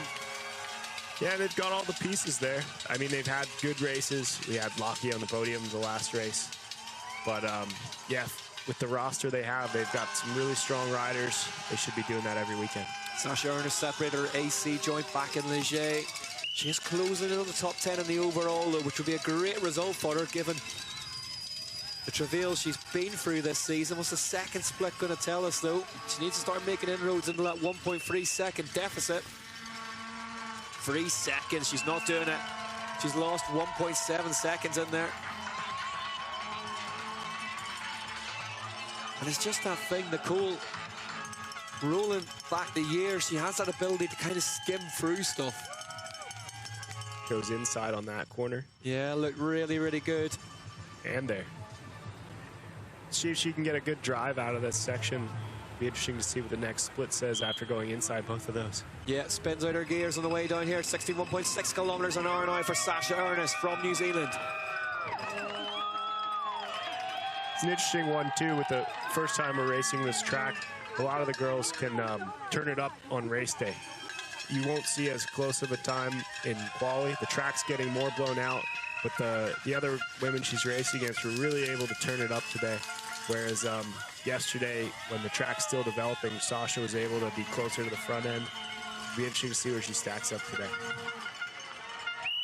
2.2 seconds back, so she's found a chunk of time in there, so it's a real yo-yo of a run from Sasha Ernest. Yeah, and these splits compared to Miriam, I think Miriam, we saw, lost some time in that split as well. Yeah, she found some towards the bottom though. Nicole Fox clever, further down the order. Ernest though, you just get the feeling, just needs a nice clean season, injury-free, doesn't she? Oh, it skims that pad on the way through. 1.4 seconds now. Wow, she's really brought it back. She's found a load of time in there, Sasha Ernest. This could be absolutely stellar if she can find a bit more. Really strong over that on-off as well. Sasha Ernest within sight of the finish line. Brian watching on from Track Factory Racing, roaring her on. Can Sasha Ernest take the hot seat away from Miriam Nicole? Goes second fastest by 300ths of a second. Where did she find that, Nico? She was so strong on the bottom there.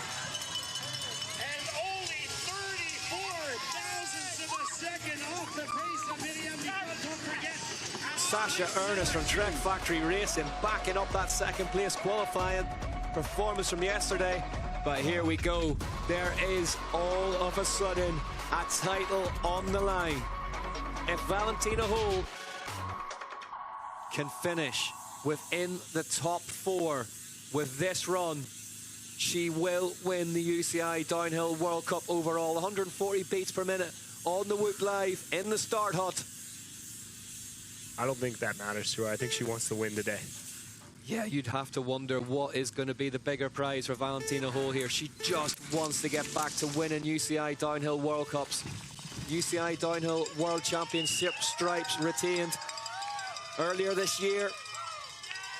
But it's been a long, long wait for Valentina Hull's fans to be able to celebrate a UCI Downhill World Cup win. But let's see what the first split tells us. Look really, really strong out of the gate there, Nico. Yeah, really solid through that section, mistake-free and on point. Valentina Hull on track, looking good.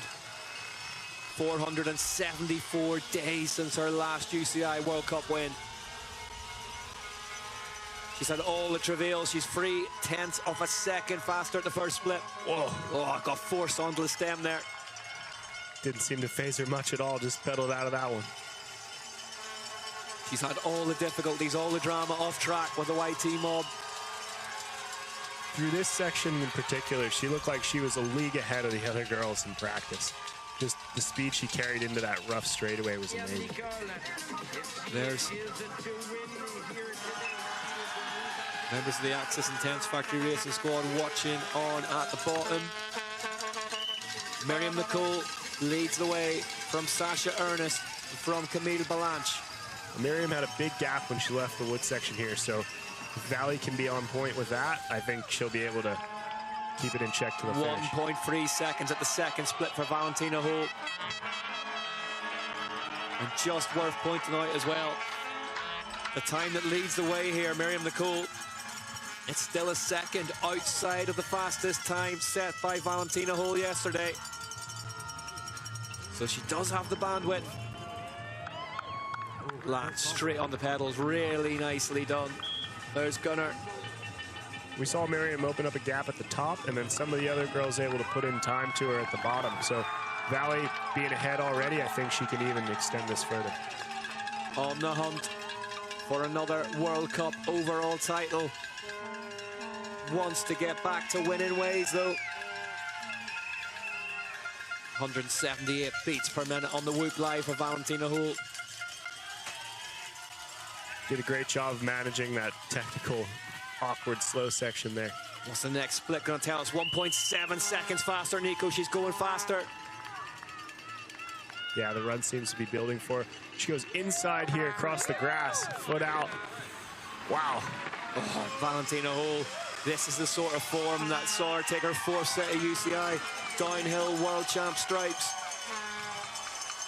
Gunnar watching on. That man has been through the ringer this season. If Valentina Hall could get back to winning ways and lock up an overall title in the process, that would be absolutely superb. She's well on her way to doing it now. You can see that light of her electronic suspension locked out here for this last section. Yeah, huge advantage down low, 1.9 seconds at the 4th sector. So Valentina Hall looking hungry, looking like she wants this one. We all know that she does. Is it wait for Valentina Hall's UCI Downhill World Cup drought about to end? Is this going to lock up the overall title? It is. 2.8 seconds in the end ahead of Miriam Nicole. Valentina Hall take a bow. Finally back to winning ways. Takes the UCI Downhill World Championships title alongside the UCI Downhill World Cup overall in 2025. And that was her right back to her best, Nico. Yeah, you can tell it's been a long time coming for her. She had a lot on the line today, but you could tell as soon as she left the start gate, the way she was riding, she wanted to win the race. Valentina Hall, your winner today. Miriam Nicole will take second, Sasha Ernest will take third, but talk us through some of these shots, Nico. Yeah, this section here, one of the rougher parts of the top woods, she does just a great job of going over this tall rock, managing the compression and opening up the outside line to exit this wood with good exit speed. Keeps the bike just driving forward as she bounces through the holes. So aggressive on the front axle, isn't she, as well? It's like she's got the back wheel on a piece of string. And today more than ever. I think the past couple races she's maybe backed off a little bit towards the second half of the run, maybe trying to be more consistent. But today she was aggressive from top to bottom. Look at the front wheel just breaking grip on her through there. Hall never in trouble, but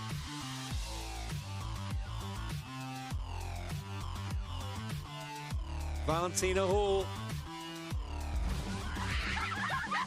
takes another downhill overall title in some style.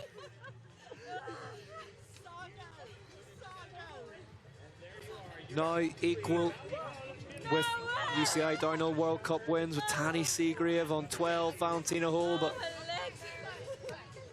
474 days to equal. That's a long time for a rider as good as Valley to wait for a win.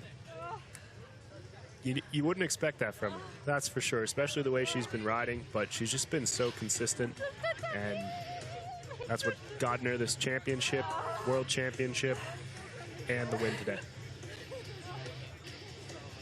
Yeah, and it's been such an uphill battle with everything that's gone on with the YT mob. Hall 2.8 seconds faster at the end of the day from Miriam Nicole. Sasha Ernest just by a whisker behind Nicole in third. Then Balanche, Cabiru, Seagrave, Gale, Scarzy, Ferguson in 9th, Hemstreet down in 10th. That will have overall repercussions. Bowman, Johnson, Newkirk, Bouladou, Hoffman. Not the Germans day to day after a crash earlier in her run. But Valentina Hall delivering right when it matters. The Austrian back in winning ways, and it's brought with it another overall title. Let's head down and hear from Valentina now. Valley Hall, 474 days since your last World Cup win. How did you do it? Oh, it took me way too long to win again. So it's been a long year, many downs and a few ups, so it's been pretty amazing and happy that I could finally pull it off.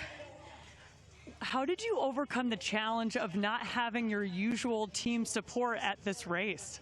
I'm actually a private deluxe. It couldn't be any better. I'm back with my old support crew, SRAM, RockShox. It's been amazing. We got a travel budget of Red Bull, so we all made it happen. And I brought my two most important people from home. So yeah, I'm so happy we could pull it off. I mean, that's a sick holiday. I'd say that's the best vacation yet. What does it mean to you to take your first World Cup win this season and the overall title? Well, they just were screaming it. I wasn't sure if they were right, but yeah, wrapping up the overall is pretty insane. I mean, Mountain End is going to be a real holiday, so I'm happy. Thank you so much. Thank you so much. Congratulations, Valley. What a phenomenal weekend. Thank you so much. Thank you, guys. You guys rock. And so do you, Valentina Hull. You rock. Look what it means to her. This woman has had to be incredibly patient this season. She's had 7 podium finishes. And finally, not only does she get her first World Cup win this season, she goes and claims the overall title. What a rider. I'm joined in studio by Hattie Harden, Finn Oz and Joshua Carlson. I mean, what a ride and what a way to do it, Hattie. Yeah, it's amazing to see. I mean, she's been riding great all weekend, like seeing her up on track. She's visibly more aggressive and attacking more than the other girls. So I'm glad it reflects in her race run. She really deserves it. So it's awesome. And she's been riding with a level of somewhat freedom, it seems, like attacking the track, and it couldn't have been a more turbulent season. Gunnar, her team manager from the YT mob, just found out the overall then, and the emotion and the turbulence and the unknown. World champs, a World Cup win, the overall, that freedom, that comfortable scenario is, wow, what a reward. What a reward. For all the effort that she's gone through. And let's not forget, she did qualify first as well, Finn. So that sets you up for success some of the time. Yeah, absolutely. It was a really impressive weekend by her to sort of put her staple on the overall, just to win qualifying, back it up with finals, and to win for the first time in 474 days is crazy. And I think for her, a bit of freedom of mind, peace of mind to know that she has full control of the situation with the, like she said in the interview, rather than having all of the noise and everything else going around with her. So for her to come down and deliver is really impressive. And I mean, world champ and overall title this year is, even with not winning until now, it's an incredibly successful season. I think she's only about 23 years old. That's her 4th overall title, 3rd consecutive title. So impressive that she's, well, as young as you, Hattie, really. Yeah, it's amazing such a young rider. Yeah, it's incredible, and it must be inspiring for the younger ones coming up. And I think it'll be exciting with the juniors coming up as well. I think keep her on her toes. So I'm sure it'll be a great battle next year for her to try and get another one. As you can see, we've got live pictures of the podium here. Sasha Ernest, what a ride. In fact, I think that is her first podium so far this season. Really impressive. It's really incredible. She's comes from a BMX background, and you could really see it at the bottom of the track. In all the fast sections, she was putting a lot of power down. She had a really good speed tuck, and I think at the bottom, she pulled almost 3 seconds back on Miriam Nicole. So to watch her ride the bottom, how efficient she was with her pumping and her pedal strokes and everything else, you could really see the BMX background come through. And of course, there's Miriam Nicole, a fantastic ride from her. We'll be getting into that in a little bit more detail very shortly, but let's just milk these pictures.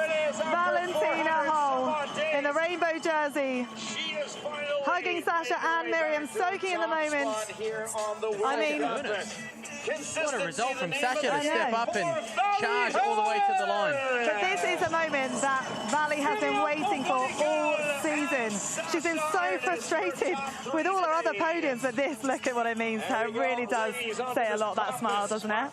Yeah, it's obviously a special moment, and I'm sure she'll remember this for a long time with some of her other great wins. So, yeah, it's an amazing podium. Absolutely. You could see how visibly frustrated she was at the last 3 or 4 World Cups where she's like, second. And I think with her pushing really hard in qualifying in Lenzerheide, she maybe expected the win, and she came to the bottom and she was like, oh. So I think for her to like follow herself up, really put it down from top to bottom, I think she won every single split. It just shows that like this weekend she really came to fight, and she really came with the speed that she's shown in the past, and sort of get like the, so to say, monkey off her back from that 474 days without a win.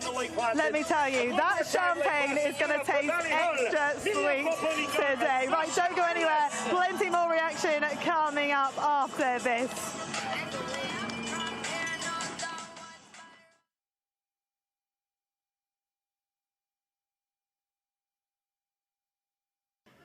Gunnar, this is a big day, a big moment. After a turbulent season, what a reward for the last couple of weeks. Exactly, it's insane. I mean, it's the first win of the World Cup season for her, and it's incredible. It was just the perfect timing. I don't know how she can do it, just coming to World Champs and winning, and just the last one showing up. And I mean, you just told me before that she just won the all-over. Now it's unbelievable. I can't stand it, sorry. A World Championship, a World Cup win, a World Series overall. You've backed the athletes to get to this point. Is this a reward for one of the most difficult seasons you've ever had? Absolutely, and not just for me, it's the whole team, everyone behind me, and coming here and doing this together, it's no words for that. It's insane. Tell us, what are you feeling right now besides just shock? It's just shock. It's just a big relief and shock. It's insane. It's a good feeling. Congrats. Enjoy this moment. Well done. And thank you for backing the athletes and being the man you are. Thank you. No, it's no pleasure. Thank you.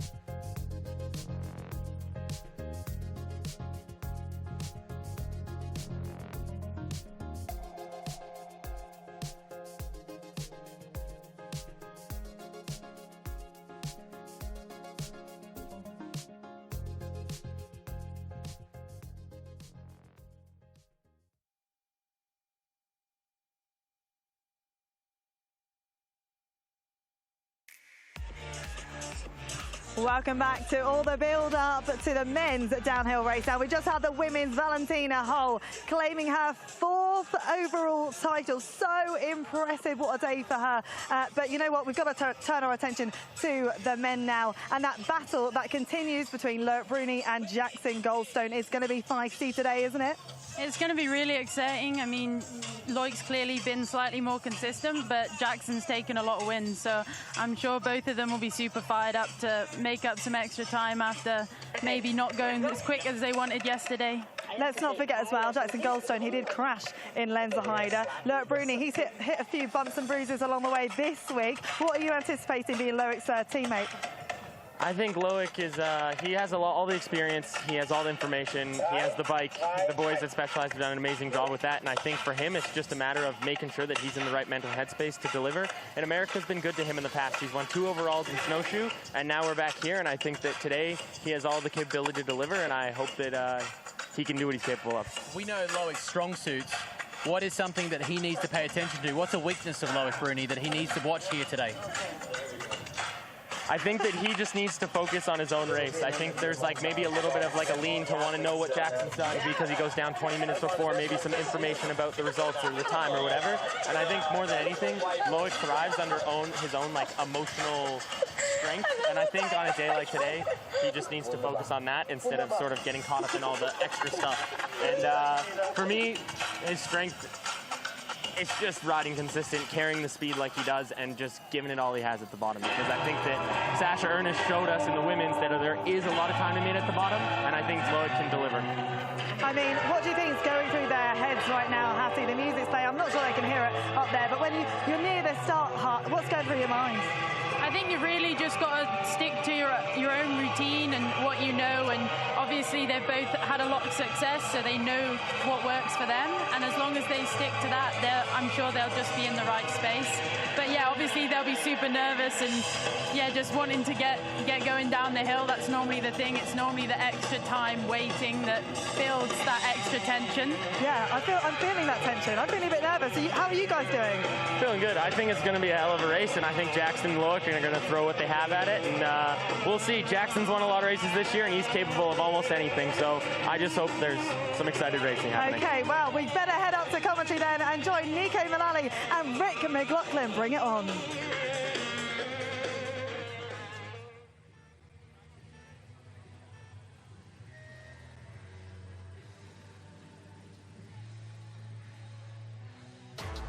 Antoine Piron for Commensal Schwab by Les Ors will get us underway. Mitirion in there after a big crash. Reese Wilson making it through the finals for Aon Racing, turning camper vans. Oisin O'Callaghan in there as well. Ollie Davis back in action. Ronan Dunn won Q2 yesterday, then it's Brosnan, Craig, Goldstone. We're hearing that Richie Rude won't start today after a big crash in practice. Hartenstern, Vergier. Then your top 10, Silva, Gwynn, Mays, Kolb, Stevens, McNabb, Pinkerton, Piron, Coulange, Meyer, Smith. And Lucas Shaw.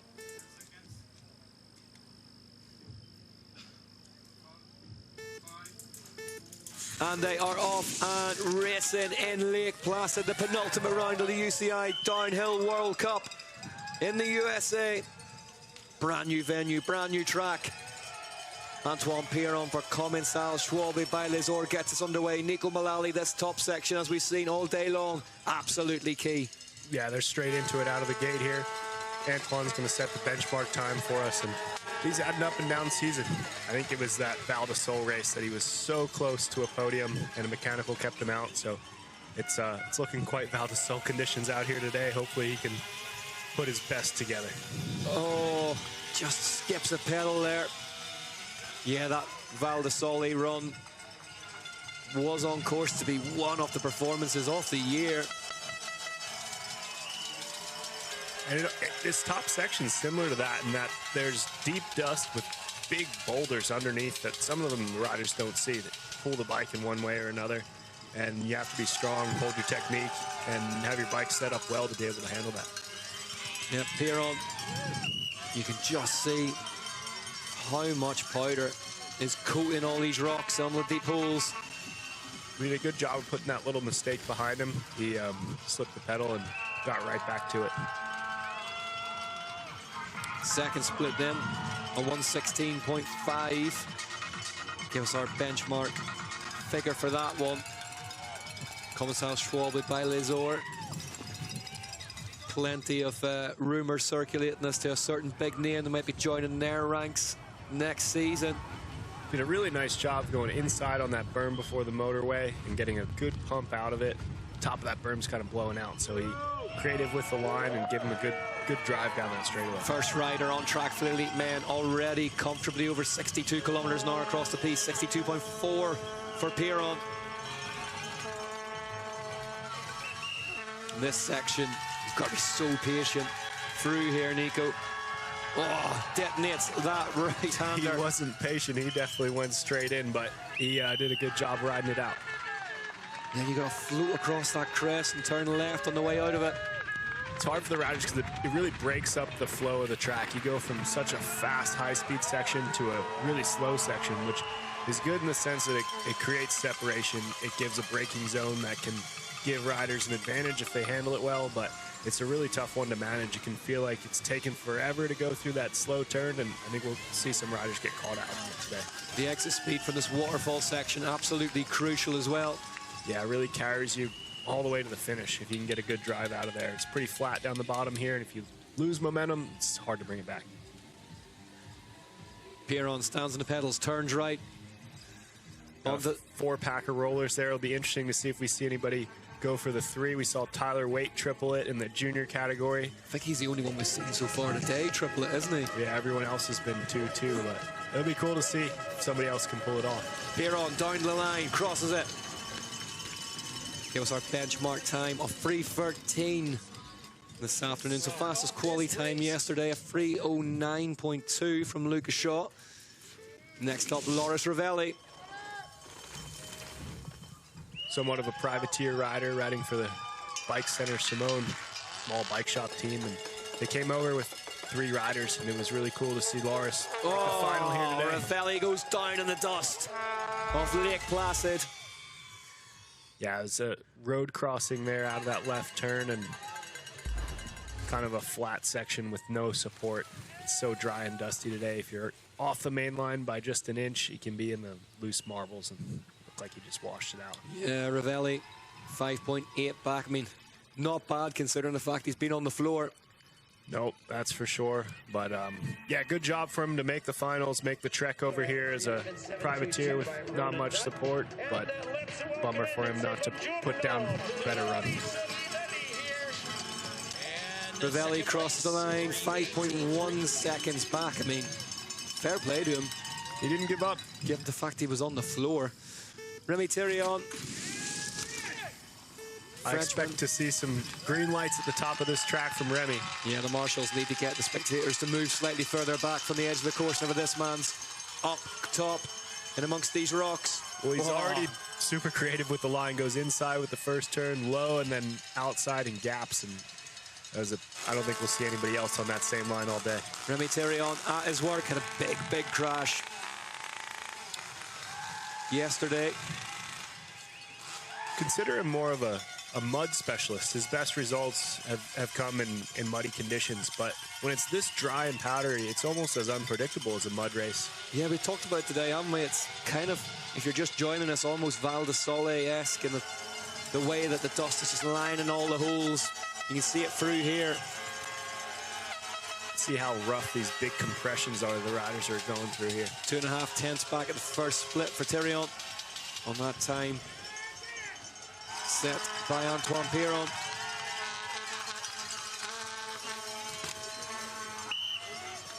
Opts for that inside line exiting the woods, and he gets it really nicely. His teammate Luke Meyer-Smith, second fastest in yesterday's qualifying session. So Giant Factory off-road really becoming a quality day specialist these days. Yeah, that's got to boost morale within the team. I'm sure they share lines, share GoPro footage, and 0.4 seconds at the second split back for Thirion. When you've got a guy in your team that can do it, you normally gives you some hope that you've got every opportunity that he does, so you can be there too. Exactly. Thirion looking really good on course so far, and still looked like he slid in that berm coming into the motorway, which may cost him a bit of speed down this straightaway. What are you predicting today, Nico? Is this going to be one of those tenths, hundredths of a second affairs, or are we going to get somebody just go absolutely nuts out there? It's going to be tight. I think it's going to be less than a second that somebody wins by. Oh, Thirion through this really steep, dusty section now, down through the trees.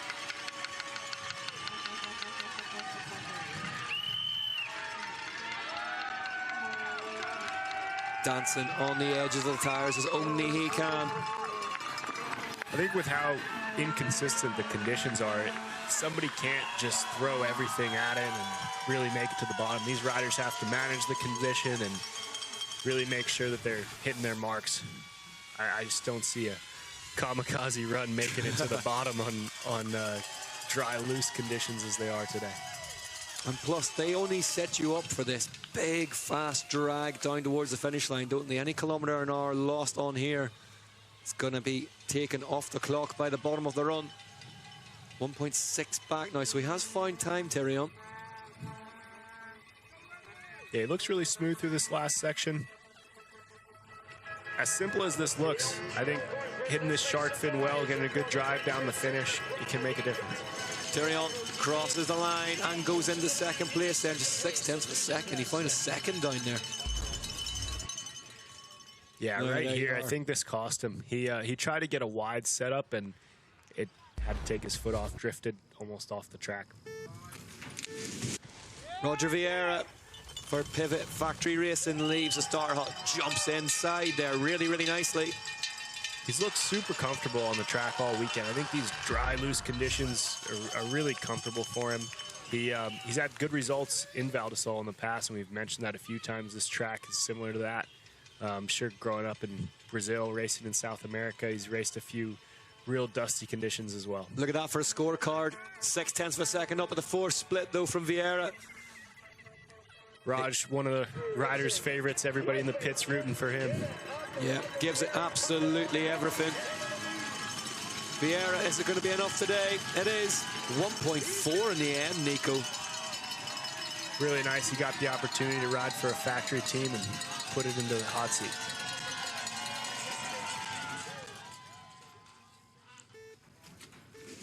Next up, his team manager, Bernard Kerr. Well, he'll want to beat the boss, that's for sure. Exactly. Kerr. Bernard's had a rough season this year with I think it was 2 broken wrists just before the first World Cup. He had 2 casts on, and he's made the last 2 finals, so he's working his way back into form. Yeah, 3 seconds back at the minute, though. Kerr struggling to live with the pace of Roger Vieira, his team rider. Well, he might regret giving him that bike, or depending on how you look at it, he might be glad he did. Yeah. Great to see Vieira growing in stature, though, isn't it, on the international scene? Yeah, he's definitely a really talented rider, and if he can start to put those pieces together, he can be there more consistently. Bernard Kerr, 3.2 seconds slower than his teammate, Roger Vieira. Bernard, yeah, just offline there. Just got blown out there. Next up, though, Uncle Rico, Reese Wilson for Aon Racing Tourney camper vans on the Gamex machine. If you look closely at his bike, he's got this interesting setup where he can grip with his knees. It's a piece of metal that's coming off the back of his seat post. Oh. He grew up racing motorbikes, so he's used to gripping a motorcycle with his knees, and he was looking for the similar feel on a mountain bike as what he was used to with the dirt bike. So definitely an interesting setup. Reese is a guy that always does things differently, and it seems like it's working for him. He's put it into finals today. Let's see, 0.2 of a second outside that time of Vieira. Is looking good so far for Wilson. I have been looking forward to talking to you about that. I don't even know what you'd call it, that. It's almost like looks like a fairing off the seat post there, but it's just something that he uses to balance on the bike. I don't know if you clamp the bike with the knees as much as you would a motorcycle. You know, a motorcycle is so heavy, heavier than the rider, where a mountain bike is much lighter. But maybe to balance left and right, touch it with your knees, it could work. Big pull through there for Wilson. It's looking good so far. Pretty cool gap that he did there. Yep, loves the creativity offered up by the options in this place. Let's see what the second split says. 0.7 back. In touch here, Wilson. Haven't seen a whole lot of him this season. And he did come back from an injury. I think he raced the national championships at Fort William and tore up his shoulder. So he had to have surgery on that, and luckily made it back for this end of the season. Just weeks back, and look at that. Bike trying to get out from underneath him. Good job of hanging on to it, but I worry like Thierry on that turn's so crucial that it carries you down this whole straightaway. 63.8 kilometers an hour through the speed trap for Wilson.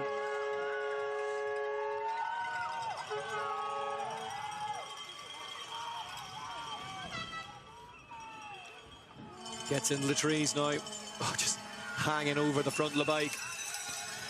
That big Gamex with the gearbox and belt drive. Wilson's faster now by 0.1 of a second. He rode that technical wood section in the middle of the track really nicely.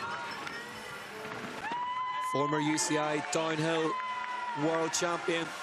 He's won a World Cup in the US before as well. Yeah, worth pointing out. Reese Wilson doing it his way this year, setting up Aon Racing Tourney camper vans. Hear the fans cheering him on. He's got a lot of supporters here in the US. 0.4 of a second now, so he's finding another 0.3 of a second. Reese Wilson looking really, really good up on track here in Lake Placid. He stayed low the whole way as well. Nico just tucking down behind the bars. Yeah, really important here on these sections where they're going so fast, out in the open. Just a couple of features to go. Gets across that gap. Just one more gap to go. Is Reese Wilson about to ride his way into the hot seat. Oh, 0.8 of a second back on Roger Vieira.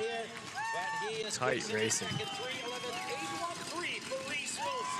But very, very happy to be back on the tools. Next up, Luke Wayman for Continental Atherton.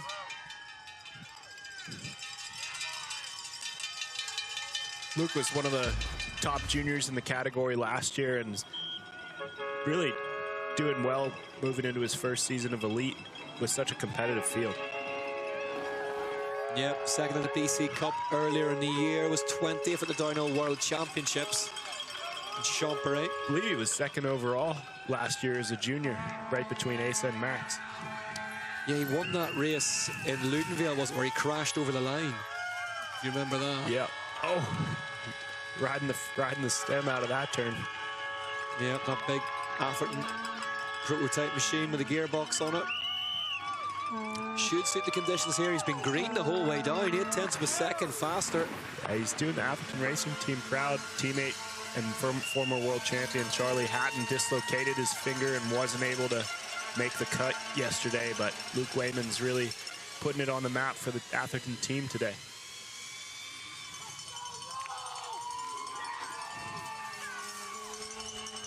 Wayman looking really, really strong here. Just building through the whole run. He's a powerful rider as well. He'll be strong down the last section. 1.2 seconds faster at the fourth split for Wayman. This is the best we've seen of him in the elite category so far. Atherton, same as Yeti really, they only deal in big, powerful riders. Here's their latest recruit, Wayman, down to the line, crosses it and goes fastest by 1.5 seconds ahead of Roger Vieira. He'll be happy with that one.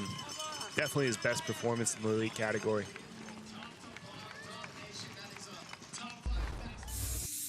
Glove this, as is the way. Oisin O'Callaghan now for Ireland. Lotion's looking for a top 5 result in the overall this year, and he's going to need some points today. He is indeed. One in snowshoe, of course. Got that debut win for both himself and Ireland a couple of seasons ago.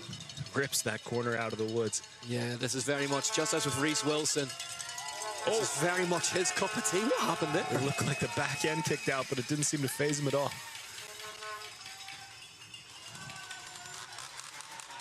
Wearing the Irish national champs sleeve. 0.2 of a second faster than Wayman as well. So, Oisin O'Callaghan. Good job saving that one. On clips. Saves getting spat off the bike. I don't think it cost him too much time because he went for the inside line, which is the shortest distance, and he was able to ride it out without losing much momentum. It's maximum attack here from the 00. He's really able to stay calm on top of the bike when it's stepping out underneath him. Another rider having to deal with all the difficulties and drama surrounding the whole situation at the YT mob. Yeah, we got to give a lot of props to the entire YT staff, everybody involved on the ground with that program for giving their best to the riders and finishing out the season strong. He's now 0.3 of a second back, Oisin O'Callaghan, but he's still in amongst it here. You're right as well, that unclip, it didn't cost him too much time. Considering that big mistake we saw, he's still right in touch. Wow. Whoa. Used every inch of that berm. Throwing absolutely everything at it here, O'Callaghan. You wouldn't want to be the next one through that thing. No, there's not much of it left. 62.4 kilometers an hour. Oisin O'Callaghan, another rider, as I say. Plenty of rumors about where he'll be riding next year. I've heard 3 different teams mentioned that I've been reassured that it's done dusted. Rightly, given how he's emerged into really a man for all seasons. Fast on every track, O'Callaghan's back in the green again here. Why wouldn't you want him on the team? Yeah, of course. I mean, he's got to be the most highly ranked rider that's available with what's going on now. And man, he just aced that last section, that really tight turn there. He hit it so fast and it gained him back into the green. Yeah, front wheel was all over the shop like a paper bag in the wind, but he just kept at it. He's going to need a little more than just the hot seat here. I think he's going to need a little bit of a margin if he wants to get a good enough result today to keep that top 5 overall ranking. Things are looking extremely tight. He's now back into the red by 0.1 of a second, just over. Yeah, and Luke Wayman was really fast here to the bottom, so he's going to need to turn it up. Yeah, Wayman tapped the power on really from here on down, so Oisin O'Callaghan needs to find some speed pretty quickly if he wants to go into the hot seat. Gunnar watches on, likes what he sees. Here comes the Irishman, Oisin O'Callaghan, down the line in the USA, crosses it, second place, 0.6 of a second off the hot seat. Nico, I asked you at the start of this race, is this going to be a close one today? It looks like it. I think it is, and I think the way these riders are seated, we're going to see the times just tick down one after the next. Ollie Davis next up for Trek Factory Racing, the Australian. I imagine the conditions today to be pretty well suited for an Australian rider like Ollie. Well, I spoke to Josh Carlson earlier on. He certainly said that was the case for Luke Meyer-Smith. Mentioned Mount Bullitt back in Australia. I remember racing the World Cup in Cairns being muddy, actually, but every time I think of an Australian rider, I think of this type of soil. Yeah, it's that really powdery, talky. What a line from Ollie Davis through there. 0.2 of a second back at the second split. He's right in touch. Another rider right in amongst it. I made it out to the Medina Bike Park this winter during Red Bull Hardline, and that's where Ollie was living for the winter training, and the conditions were very similar to this. It was super dry and powdery, so I imagine he's got experience riding this sort of stuff. Yeah, first year on Trek Factory racing for Ollie Davis, and with some injuries along the way. It's been an up and down season for him. I remember back to Poland World Cup 1, he qualified second in Q1, which was a great start. And then a few rounds later, it was a wrist injury that kept him out for a little while. And now he's back making inroads to the top 10 again. He's a second back at the fourth split here, though. It's a lot of time to find between here and the line.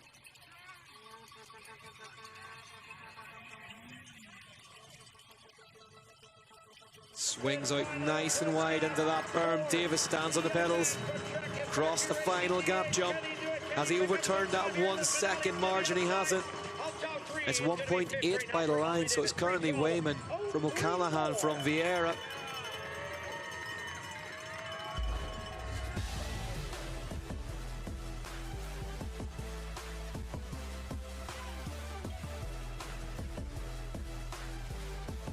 Just letting down that last sector slightly, Nico. Couldn't find that extra margin.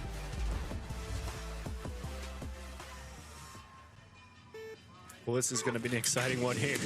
Here we go, Ronan Dunn. Do not adjust your sets. Mondraker Factory Racing. A few of us have said recently that Ronan has been riding so consistently, so smoothly.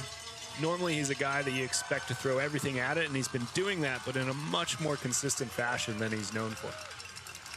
Yeah, and he told us in an interview in Lenzerheide as well that 0.2 of a second faster at the first split for Dunn, that he feels that people kind of pigeonhole him as a wet weather rider, whereas actually his best results have come in the dry these days. Won in Ligier, second career win earlier this season. I'd pigeonhole him as more of a wild man, but he's proving not to be that these days. He's just constantly up there. Yeah, the evolution of Ronan Dunn has been an absolute joy to watch. What has he got in store for us today? You do get the feeling with that wild man status at the top half of this track is where he can make some big time. 0.3 of a second now. He's into the green ahead of that time of Luke Waymans.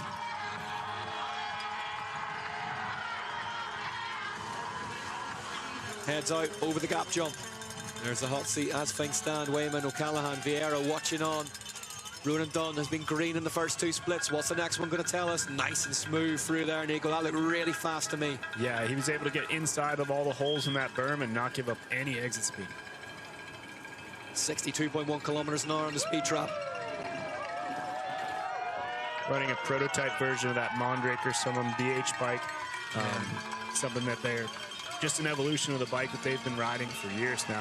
It's in a constant state of evolution, that Summum, isn't it? Yeah, and with like all the teams, they're just constantly pushing to be better, gain that tiny margin, put the riders on the top. Dunn will get the third split on the way out of the woods here. What's it going to be? 0.8 of a second now, so he's chipping away at it. And this is what we're going to see all day. I don't think it's going to blow up. One rider has a huge margin. It's just going to be constantly coming down. He's pushing hard, 175 beats per minute on the Whoop Live as he enters the trees again. Pumping that Red Bull through his veins. And again, you have to say, you know, the Irishman well used to being in amongst the trees, and we mentioned earlier in the broadcast, there's not much dust up there at the minute, that it is similar to a lack of traction that you would get in the wet. So maybe more at home here than it would look. 0.4 of a second on the green now. It's been green the whole way down for Dunn, but needs to ace this final sector. Really nicely done off there, skimmed the top of it. Super smooth, but we saw current hot seat rider Luke Wayman really put in a great last split, so it's going to be tight here at the line. Dunn right on the edges of his tires through that corner. Is it going to be enough? Here comes Ronan Dunn down the line. goes fastest by 9/10 of a second. Ronan Dunn into the hot seat in Lake Placid. He's a fan favorite here in the U.S. Definitely a well-known rider by the crowd. Troy Brosnan into our top 20 now. Brosnan out of sorts yesterday, unusually, Nico. Yeah, he was happy to make it through. Just sneaked into that Q1 and was rewarded by not having to go back up the hill again. And he's been so good at the top half of this track. He's been able to get around some of these tight, awkward turns faster than most riders. So I expect Troy to be on point today. Yeah, we're closing into a year since his last win, Mont-Saint-Anne, last season. We head there next weekend.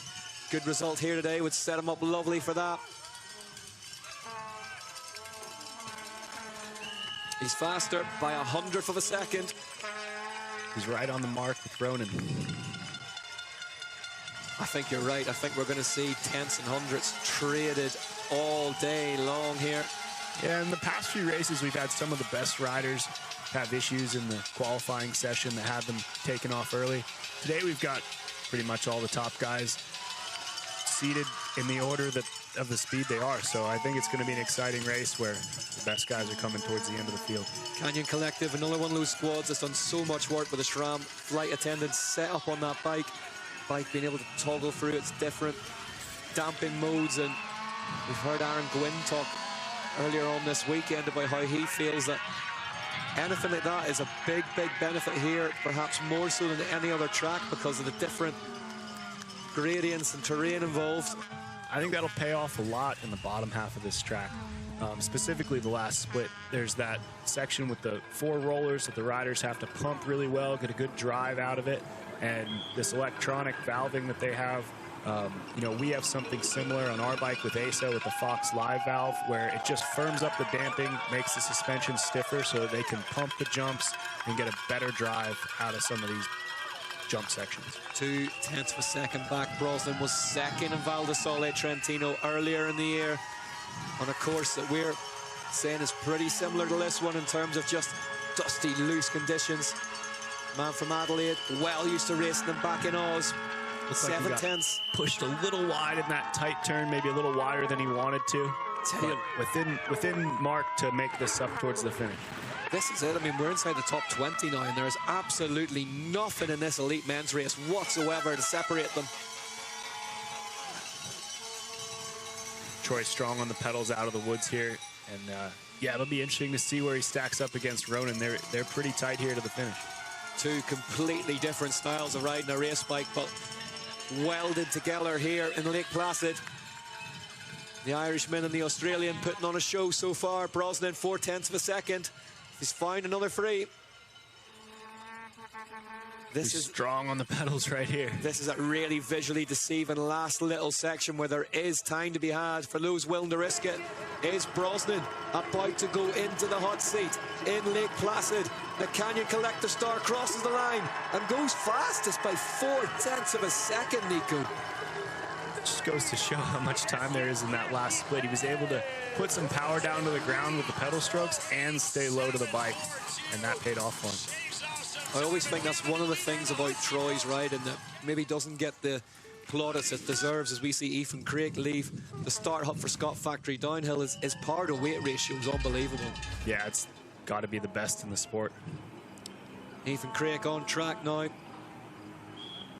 Scott Downhill Factory having a pretty miserable season by their standards. Ethan's really come on in the past couple rounds. He had a rough start to the season, but at least his riding-wise, he looks really good on the bike. He looks back to himself here the past couple races. Yeah, we're starting to see him look back towards his best fits and starts. He was 11th in the Lenzerheide the last time, best result of the season so far. 2/10 of a second here at the second split. He's really nicely through that tight turn. I wonder if he can make up this time to Troy and be on the mark here at the next split. Yeah, his teammate Benoit Coulange, third fastest in yesterday's qualifying session, 8/10 of a second. Just catches that rut really aggressively, Craig. And Nico, how hard is it for these riders to just trust that the ruts that they hit in the last practice session are still there, especially for the elite men after 3 races before them? Yeah, especially after the juniors went. Normally those guys are pretty wild and tend to blow out the ruts. It's very difficult, and they kind of have to on-site it and see how it looks as they come into the section. That's part of the experience of being a pro downhill racer. 9/10 of a second at the fourth split for Ethan Craig. Looks to be carrying really good speed here to the That finish. looked really, really fast across there. Is he about to go into the hot seat? Here comes Ethan Craig down towards the line, just clips that landing slightly. 5th place, 2.1 back. So that last sector slightly messy, and it cost him a lot of time, Nico. Yeah, and more so than the time, it cost him a lot of positions. Well, it's his first outing with the rainbow stripes on his back in the North America. You heard Randy, the announcer, at the bottom of the track. His first appearance in North America in the UCI Downhill World Champion stripes. It is the Boost Pro, Jackson Goldstone, locked in a title battle with none other than Loic Bruni. This is a really big day for him. If he wants to keep this title going to Mount St. Anne, this battle is going to be tight today. This is going to be huge. Bruni said that he wasn't quite happy with his qualifying yesterday, but he was happy that he beat Jackson. Jackson, huge pull across there. It's hard to explain how gnarly that is on TV. That is absolutely massive from Jackson Goldstone.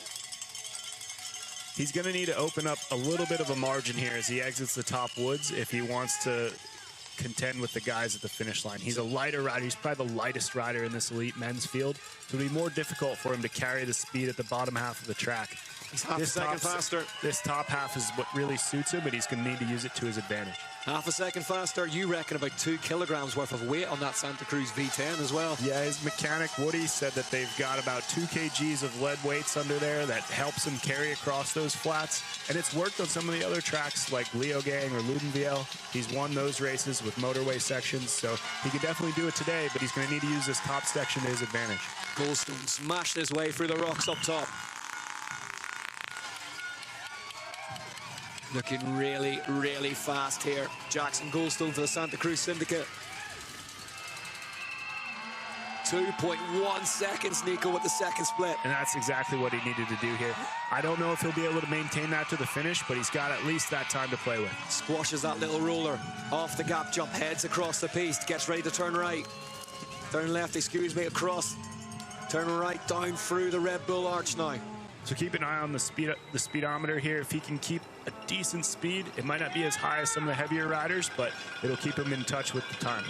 Goldstone looking extremely strong across the top half of this track in Lake Placid. What is the next split going to tell us? Here we've got a couple really tight turns that'll play to Jackson's advantage. He's got to ace those if he wants to contend with the guys still to come at the top of the hill. In a title battle with Loic Bruni. 2 race runs left this season. He carried good exit through there. There's no points in the last quality session of the year, so this one needs to work for him. 2.5 seconds faster now than that time of Troy Brosnan. Brosnan was absolutely fantastic from here on down. Jackson just exited that rut slightly late there. It looked like he was a little wider than he wanted to be, but did a good job of minimizing the damage. Jumps on the pedals, heads down through the woods. Really, really unique style, doesn't he? Yeah, he's definitely got a unique style, always finding gaps that no other riders are doing on the track. 2.3, so he's lost 0.2 of a second, but he's still got over 2 seconds left to play with, Nico. Yeah, he's really done a good job. Goes for the triple there so smoothly. Absolutely beautifully done from Jackson Goldstone. See if that triple pays off for him. He can keep this gap that he's got to Troy. Jackson Goldstone, is he riding himself into control of this race in Lake Placid? Crosses the line, goes fastest by 1.3 seconds. Seb Kemp likes it. Steve P watching at home will like it. Jackson himself looks pretty pumped with that run. What a run from Jackson Goldstone.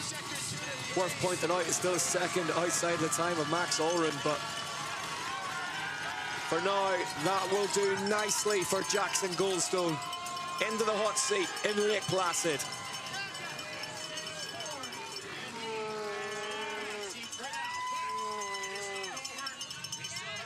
Jackson Goldstone has control of the penultimate round of the UCI Downhill World Cup. It's over to you, Loic Bruni.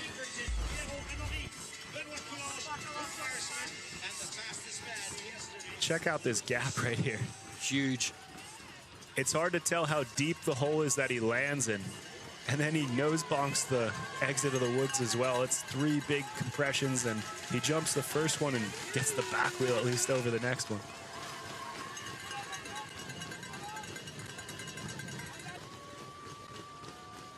Well, we can head down the bottom here from a man who's been through it all in the last few weeks.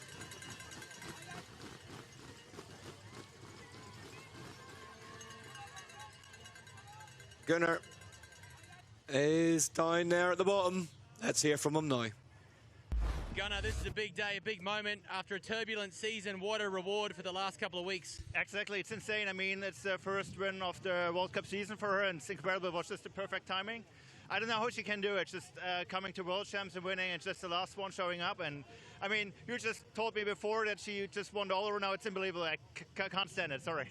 A World Championship, a World Cup win, a World Series overall. You've backed the athletes to get to this point. Is this a reward for one of the most difficult seasons you've ever had?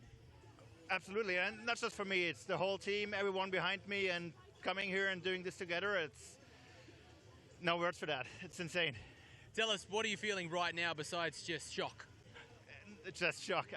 It's just a big relief and shocked. It's insane. It's a good feeling. Congrats. Enjoy this moment. Well done. And thank you for backing the athletes and being the man you are. Thank you. No, it's no pleasure. Thank you. Nico, what an absolute soldier. What a servant of this sport that man is. Yeah, props to Gunnar. He's one of the real ones. I know he put a lot of the funding for the last couple races on his own dime. So props to him for stepping up. Yeah, one of the good guys. Max Hartenstern leaves the start hut for Cube Factory Race and hit that left-hander really, really hard there. Yeah, and he's another guy that's looking really good at the top half of this track. Awesome at getting the bike to cut through these tight turns. Has that feet-up riding style in the dust that it just looks really good, and he gets a good drive out of all these pretty awkward turns. You can see the top half of this track getting absolutely detonated now. Yeah, you can see how far away that rut is. The riders are turning in tighter, and the main line is a couple bike lengths away, just blown out. Yep. Really falling away now from the riders. But you can see the impact on the fork of that cube. Oh!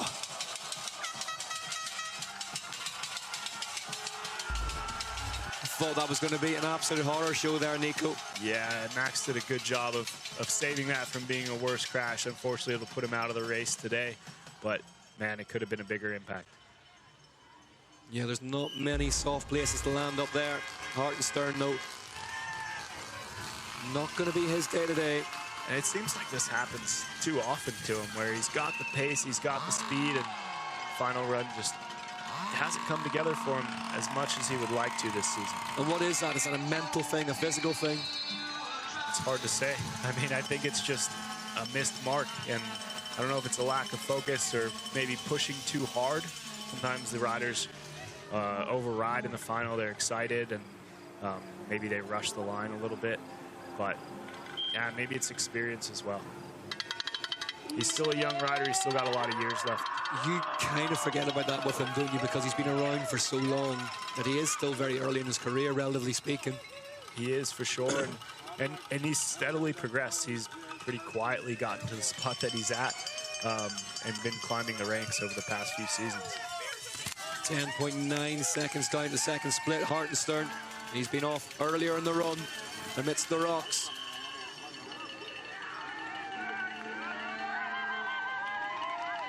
.4 now, so he has backed off away from this one. Pretty hard for the riders once they've had an off like that to commit the same level that they were planning to had they not crashed. Yeah, really just a fact-finding mission now. And good to see, yeah, looks like he got away from that one relatively unscathed as well, Nico. Yeah, hardly hit the ground. In one of the gnarliest sections as well. The compression's coming in there, and the track's pretty steep, falling away from you. So he did a great job of saving what could have been a pretty gnarly crash. 12.9 seconds back. There's your top 5. Goldstone, Brosnan done the top 3. Wayman's time hanging on there for 4th from really early in the order.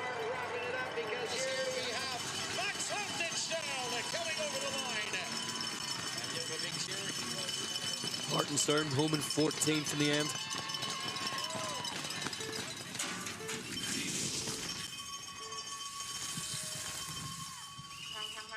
Next up, Loris Vergier, Commissar Muck-Off by Ride and Addiction.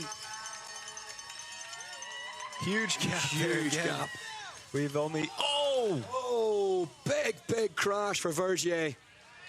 Looks like he's all right rushing back to the bike. That was gnarly. Talk us through it. He did that big He does that really well, and it looked like he landed smoothly, but this compression here just grabbed his back wheel and kicked him up. He landed on his hip pretty hard in that berm, but got spun around on his back. Great to see him up and moving again. That was a huge impact for Loris Vergier. Obviously, he's all right if he's that quickly back on the bike, but that was a huge crash. Yeah, absolutely massive off from the former UCI dyno world champion, Loris Vergier. That section leading into the berm that bucked him, there's 3 huge holes that have come out. Riders are braking in them to try to slow down for that corner, and it looked like his back wheel just compressed into one of them and kicked him up over the bars. Yeah, Vergier not going to be his day today. Well, as you say, he did the hard bit. He got that gap done. That gap was gnarly. I watched that section this morning, and the 2 riders I saw to hit it were Amory and Benoit. And then, obviously, that word got back to Max Allrun. He pulled it in his race run and spread throughout the Commissar Muck-Off team, and Loris went for it as well there. Jackson Goldstone watching on from the hot seat. Loris Vergier, 10.5 seconds back at the second split. After that big crash in the top sector.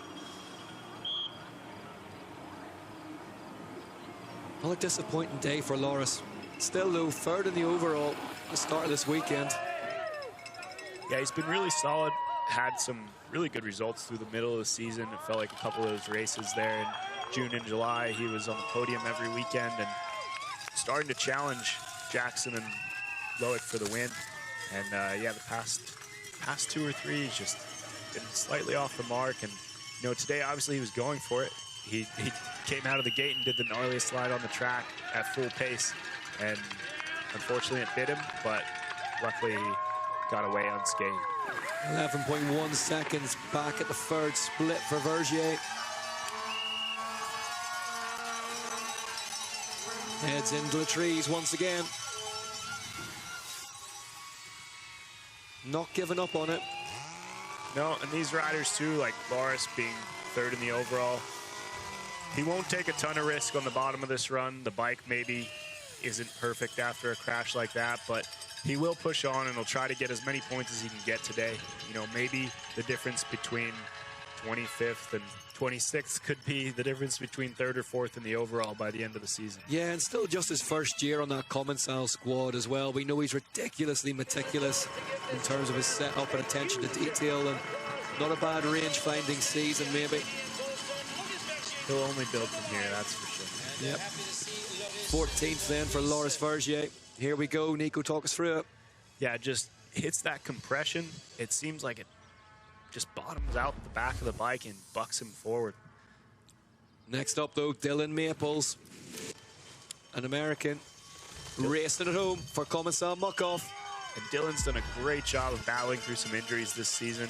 He raced World Championship with the shifter on the other side of the handlebars, so he was shifting with his left hand. And then... Oh, whoa, Maples. Rode the bull there. Great job saving that one, man. American crowd absolutely loving that. Not what Dylan Maples had in mind, though. Talk us through it. Yeah, as I said, this is one of the sections with the most deep compressions in it, and he tried to cut that left turn and get as close to the pad as he could, and it looked like he just hung the bike up on one of the rocks as he tried to cut inside. Yeah, just wondering, is that section just getting really battered now, Nico? Is that going to be... Definitely is. I mean, it's been battered all weekend, and I think they saw it in a pretty rough condition the last time they practiced, but it's probably getting a little worse, that's for sure. Yeah, getting really, really blown apart now here in Lake Placid. But he's done a great job. As I said, he's had a few injuries this season and has come back from all of them. He, even in Lenzerheide, he damaged his SC joint, where a collarbone comes into his sternum there. He wasn't able to start the race in Lenzerheide, and with only 2 weeks turnaround, was able to recover that and put the bike through Q1 yesterday. So great job for battling through all that stuff and still being competitive here. I mean, that's him in a nutshell, isn't it? He's a battler. Just absolutely keeps fighting Dylan Maples. And he's gaining time here, too, on Jackson. 4.8 seconds. He's finding time. Dylan Maples refusing to give up. Another man whose name's in the transfer rumor mill. Yeah, it's tough because the Commensal Muck-Off team, they can have 4 riders. Any team can have 4 elite riders. And with the Allred brothers going up to elite next year, Loris and Amory, who do you keep? You know, it's tough. Unfortunately for them, like, you're not going to split the brothers up. And Maples is the guy that's got to go. He was fastest in Sector 3, you know, Dylan Maples, looking really, really good. Yeah, he's a great rider, and as we said with Ocean, one of the top riders that's available for next year, so I'm sure he'll find a great home.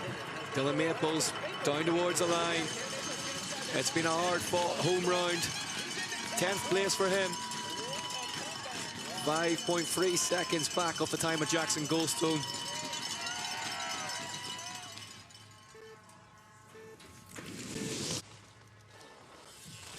Henry Kiefer for the Canyon Collective leaves the start hut. This guy's just been on fire the past couple weeks. What a season he's had. Second at the UCI Downhill World Championship, second in Lenzerheide the last time out at the UCI Downhill World Cup for Canyon Collective. And you can see it in his riding style. That confidence is growing. He believes he belongs there. He goes for some of the gnarliest lines on the track, and he does it with authority now, too. 0.4 of a second. What really impresses me, Nico, we spoke to him earlier in the week, was that he's in no rush. He doesn't see those second places as a win that's gone wanting. He's so young, and he knows what a great position he's in, and he's just enjoying his racing. Yeah, and I think he's got a great perspective on how fast the guys that he's racing against are, how competitive the field is right now. So those second places are a great benchmark for him at his age. And if he can get those now with a couple little details figured out, the win's not far away. 0.7 of a second. Back, though, at split 2 for Kiefer. Looking really, really good. He's been the closest we've seen to Jackson through that top section. Yeah, I asked him about, you know, how much can he learn from the likes of Troy, Luca, Fabian? And he said it's not just them, it's the whole team, it's the mechanics, the people at Canyon. They've all got so much more experience than him. And he's been with them for a long time as well. I remember Fabian telling me he's ridden for Canyon since he was 11 years old. So. Yeah, the Canyon Pirelli squad, he was on that satellite team for a couple of seasons, won the UCI Junior Worlds, then promptly disintegrated his wrist after it, never got to race in the UCI World Champs jersey. 0.6 of a second now between him and Jackson Goldstone. Well, he's definitely in touch. If he can ace this bottom section, I think he can make that 0.6 up. Yeah, physically much bigger rider than Jackson Goldstone as well, Henry Kiefer. He's got to get that power to the ground.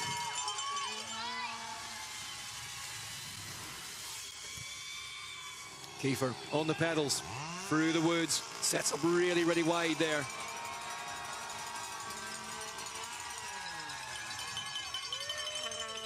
Into that compression, hops across there really, really nicely. Kiefer, 0.2 of a second now. Jackson went for the triple on this section. What does Kiefer do? Double. Double, but he's within touch and distance of that time of Jackson Goldstone. This Henry is going to be Kiefer. super close at the line here. This is going to be absolutely ridiculous. Here comes Henry Kiefer down towards the line. Is he going to go faster than Jackson Goldstone? Goes fastest by half a second. Please thrill with that.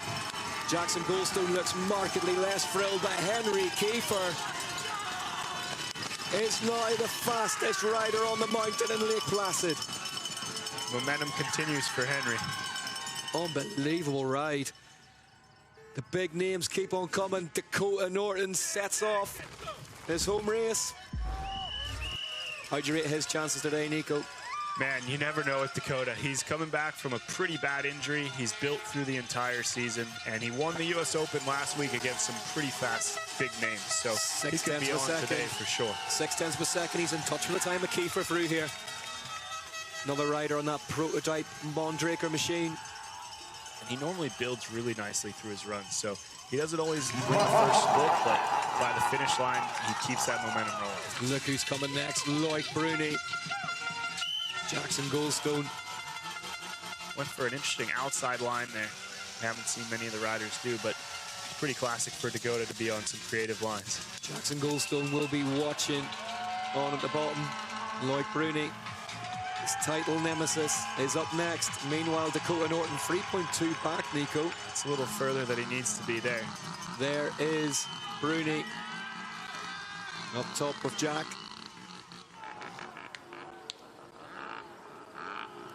In the green of the overall points leader. Bruni knows that this could be a pivotal run.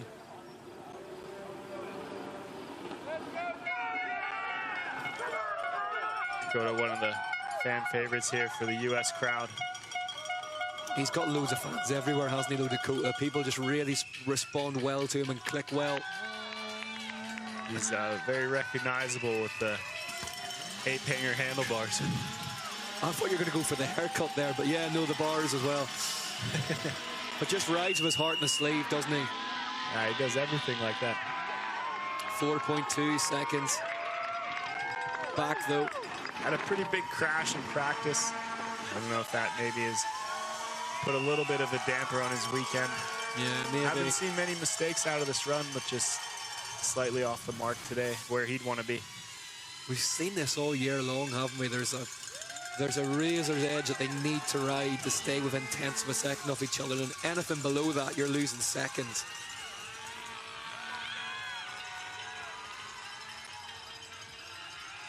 See if Dakota can pull the triple here. Here he goes. Double-double. Double-double. It's definitely a reach, that, isn't it?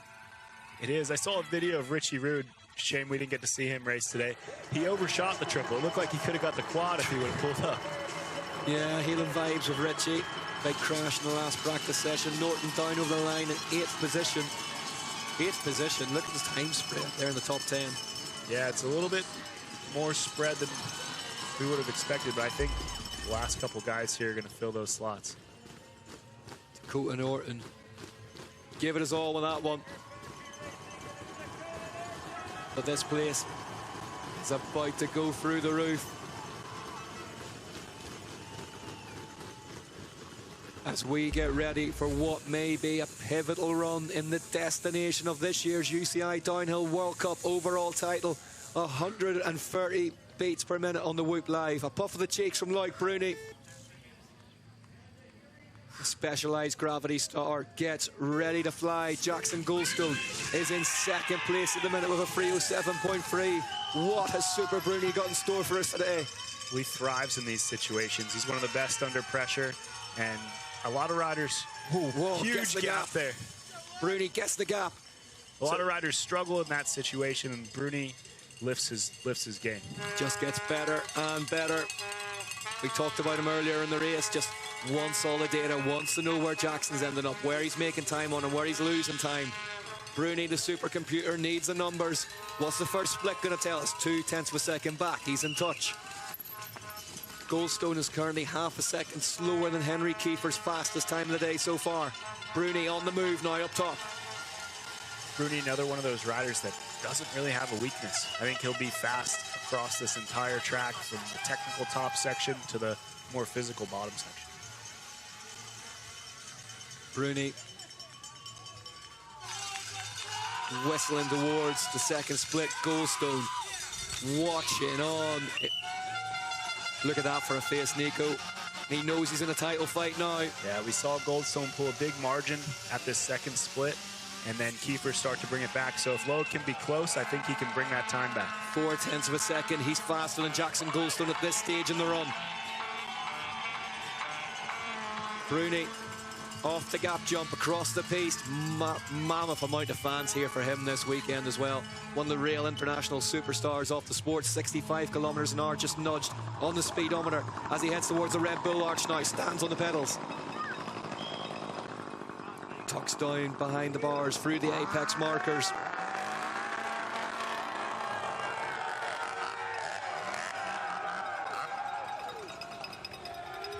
Loic's so smooth on this run. It's rare we see Loic put a tire wrong. 165 beats per minute on the Whoop Live, up from 130 in the gate. We know he revs pretty low.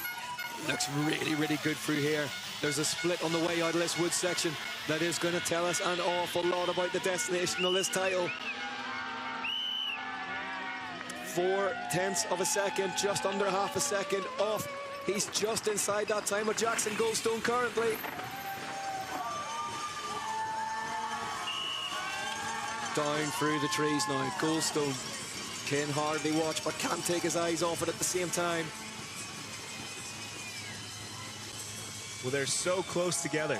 Jackson and Loic riding this run pretty differently, but the time's showing the same. Quickest time of the day still belongs to the junior Max Allren, but for now, Bruni is now outside that time of Goldstone. 0.7 of a second back of Henry Kiefer's fastest time, and just one sector to go for Bruni. Got a little hung up there on the way off that. He looked like he went too deep and mistimed that a bit. I wonder if that's going to cost him. That could be the difference. Here comes Loic Bruni, just one corner to go. Bruni, one gap, has one more to do.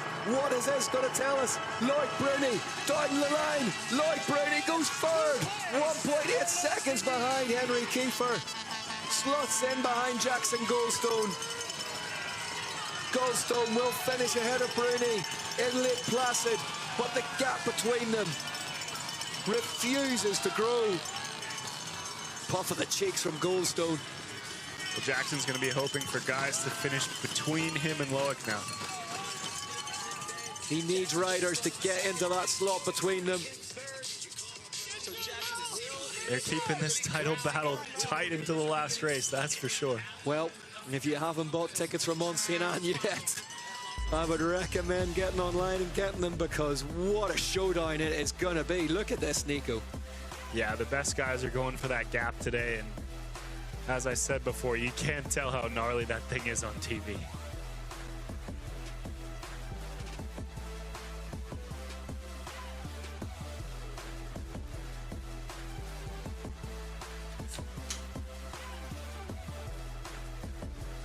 Loic Bruni. I just wonder, Nico, though, if the little hang-up on the triple. We've seen the time come back in that last split, and he definitely went deep off that double-double. Well, didn't really get the same drive as some of the other riders did. Aside from that, I didn't see him put a tire wrong. Here's Henry Kiefer, fastest so far today. A run. Tell us about it. Wow, yeah. More than stoked. That was the best run I could pull off almost. Just a tiny mistake at the top where I clipped out and struggled to clip in straight away. But wow, and I was strong on the pedals. I was stoked on that. Do you think it has what it takes to stay in the hot seat? Good question. I hope for another podium. That'd be wow. Best of luck in these last 10 riders. Thank you very much.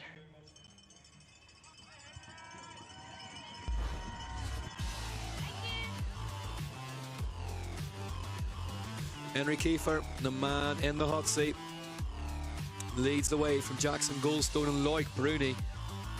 I mean, that's not a bad sentence to hear for a 20-year-old, Nico. No, and we talked about how strong he was just building through the season. The past two races have been amazing for him, and he's continuing that streak today. 10 to go. And it is Henry Kiefer's time of a 3:06.8 that they're going to have to beat. There's his teammate, Troy Brosnan, currently in 4th.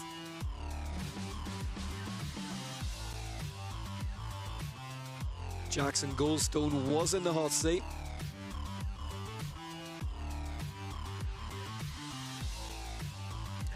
Jackson's done exactly what he needs to today, put himself in front of Loic, and with about a second gap as well. So if he can get a couple riders to finish in between him and Loic, that'll pad that points cushion that he needs to take out of this race. You just saw Loic's face at the bottom there, and he did look like he knew that there was mistakes in there. He knew he blinked. It wasn't a disaster, but it wasn't perfect either. Yeah. On a day where he needed to be perfect. Super Bruni in third currently. But there is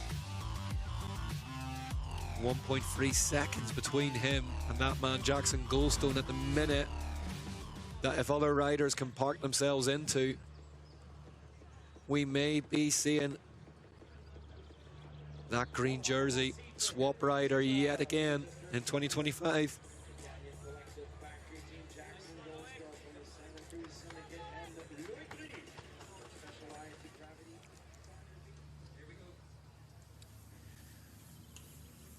Here we go into the top 10.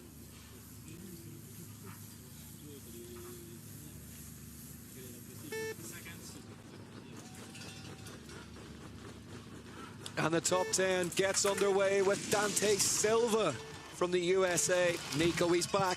So good to see Dante Silva. This is his first World Cup this year.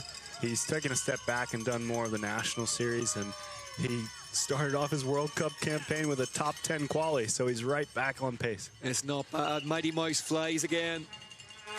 And he looks aggressive on the bike, too. You can see how much he's committing to this loose, dusty top section of the track.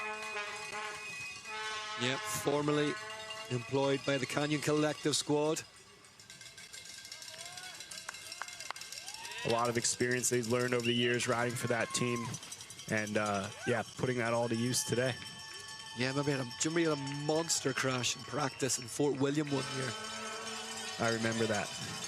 With Troy Brosnan following him. He is a 10th of a second in touch with Kiefer here, but just getting a bit, as you would say, huckabucked down there. Yeah, it's interesting, the timing entering that section. They're all cutting close to the apex marker, and there's a big rock that they have to cross. You see Dante kind of stalling up on it, bouncing his rear end in the air, and it just unsettles them as they enter that really rough compression.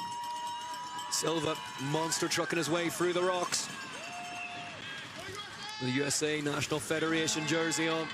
3.2 seconds back. He's lost a chunk of time in there, Nico. Yeah, well, we saw a pretty perfect section there from Kiefer, so it's going to be hard to contest that. Yeah, Kiefer was absolutely superb up top. I don't think there's any rider within the top 10 that's going to be confident of smashing that time with the young Germans. It's all in front of them at the minute. Next up, though, Aaron Gwynn, a man who will have a very, very good go at that. I'd like to see World Cup win number 21 from Aaron. You're calling it. It's a big ask. Right off the edge of that takeoff, Dante Silva making the track as wide as humanly possible. Yeah, he looks strong on the bike, Dante. I think we saw some of the best riders in the world just lay down some amazing times, but Dante's riding really good nonetheless. And there's an element as well, pressure off his shoulders a wee bit. For sure, I think there was no expectation here coming into the first World Cup of the season for him, and not really having Dante Silva foot off, manages to get back in the rut again, but that will have cost him time. Did a good job of minimizing the damage there, Dante. He goes on the bank and crosses over outside of that tree. That was an interesting line. He kind of used both the inside and the outside. We haven't seen that one yet through the waterfall section.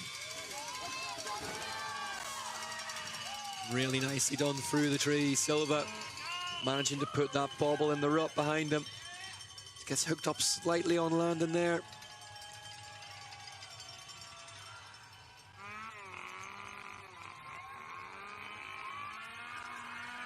So nice to see Dante back in the field, and he'll be racing again next weekend in Mount St. Anne, so hopefully he can keep this momentum going that he got here in quali. On a track he knows a bit better than this one as well, brand new for everyone. 4.4 seconds, 9th inside the top 10 as it stands. It'll be a solid result for him. Yeah. He's happy. Shrugs his shoulders. Messy.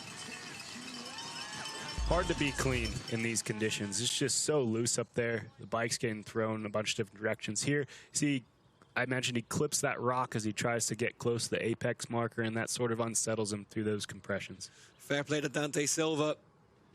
What a way to announce your comeback to World Cup racing inside the top 10 on a brand new track. Huge gap there. Almost clears to the downside of that ski slope. Next up, though, one of the very, very best to ever do it.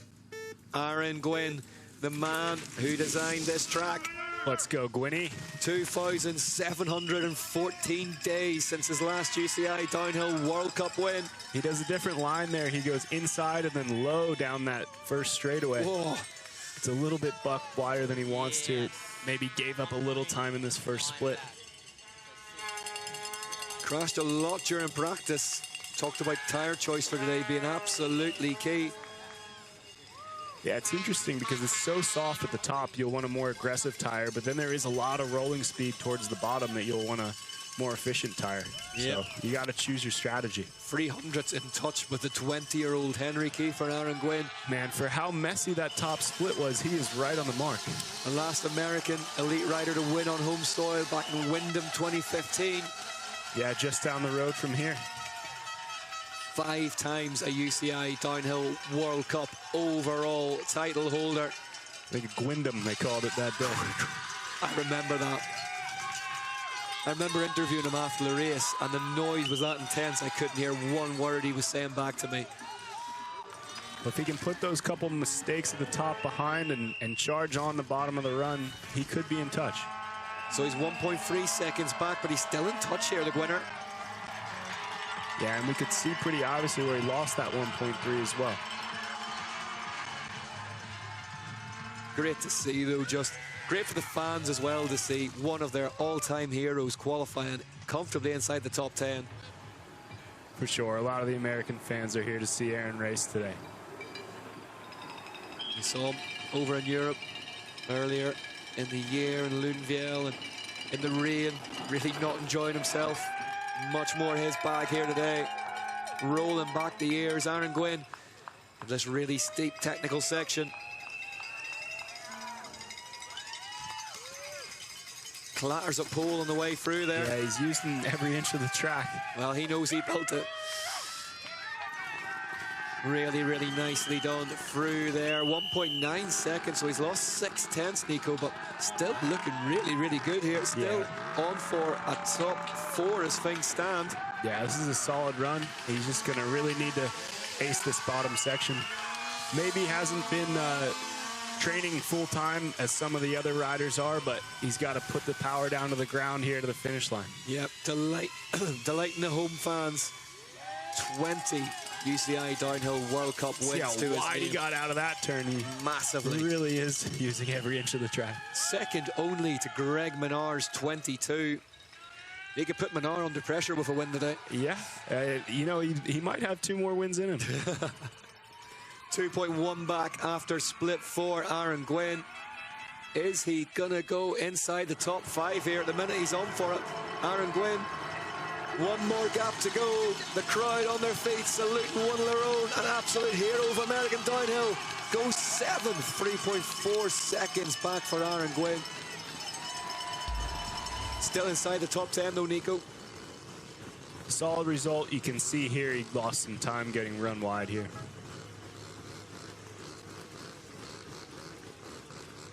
But they'll be absolutely loving this. Clatters that pole.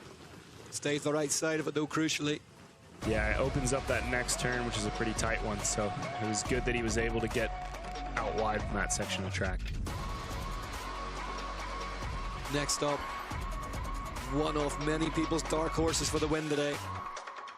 Martin Mays, 9 races into his return to full-time downhill racing.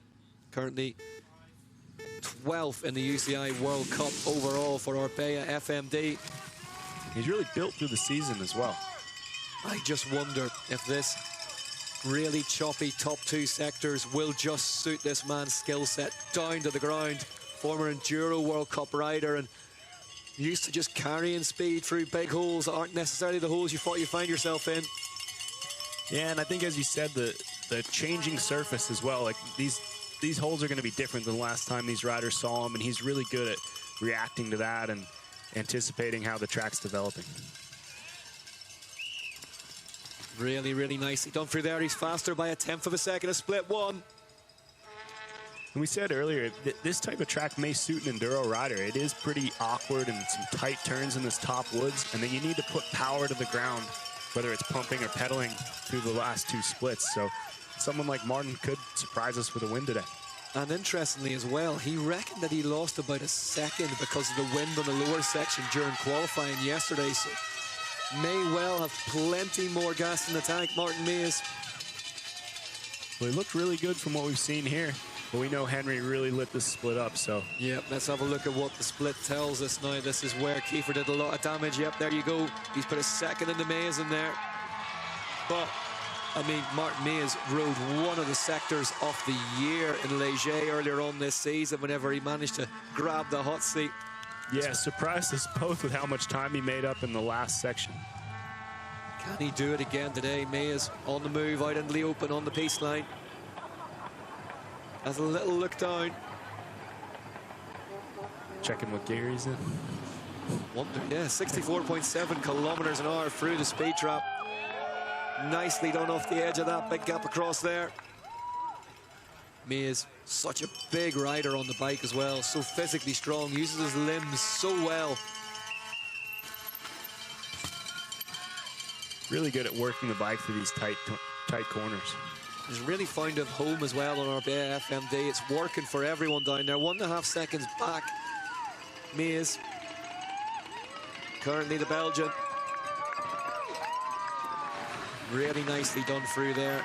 Yeah, you can't tell how technical that ski slope off camber turn is, but he really hit it well. Very, very similar in style to the fastest qualifier yesterday, Lucas Shaw as well, in a not super aggressive, doesn't, you know, batter through things, just has a lovely light touch on the bike for a big rider.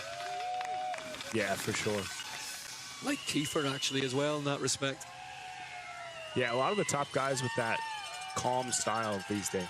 2.2 back, though. It's moving away from Party Marty. This is going to be crucial for positioning. If he can ace this last split, he could be around a couple guys that have the similar time to him. Is he going to be one of the riders who slots himself in between Jackson Goldstone and Loic Bruni in the hunt for the title? Here comes Martin Mays down the line, goes into 6th place. So he did jump from 9th to 6th in that last sector, which was a crucial couple positions that he gained there. Yep, 7 to go. Currently, it's Kiefer, Goldstone, Bruni. Not Martin Mays' day today, but solid run. Really nicely done off that as well, just picked up the bike early. Next up, though, Andy Cole. Living and racing through the stress of not knowing what's happening with his team. But still delivering his best week in, week out. Best result so far this season. 3rd in Lake, the Austrian national champion. He definitely has the riding style that could take the win here today. Yeah, he does it every track, really, doesn't he? Always a danger man, always a threat, Andy Cole. Really good all around, too. He's able to work the bike through these technical sections at the top and then carry a lot of speed on this lower section of track. You can hear as well, it's getting quieter in this top section as the fans work their way down in the finish bowl for the last few riders. Through some of these deep holes and compressions, being a taller rider too, he's got a little bit more leverage and length to absorb the big compressions. Nearly half a second faster than Henry Kiefer, but we know this second sector is where the German lit it up. Off the pedal there, did a good job of minimizing the damage on that mistake, but not what we need to see if he wants to beat Kiefer in this split. Kolb really nicely done through there. Good exit speed, and he's got 4/10 to play with, but I think Kiefer's going to be ahead at this section. Jumps into lap berm nicely. Yep, there you go. You called it. That is where he's done the damage, isn't it? For sure, and that's probably where most of the technicality is in the course. Fastest sector time so far: Kolb, Goldstone, Maples, Norton, Brosnan, your top 5. Interesting that Kiefer didn't win any one of the sections, but was consistent through all 5. Interesting, all different riders as well, all different names. Nearly 67 kilometers an hour, heading towards 70 kilometers an hour across the piste now.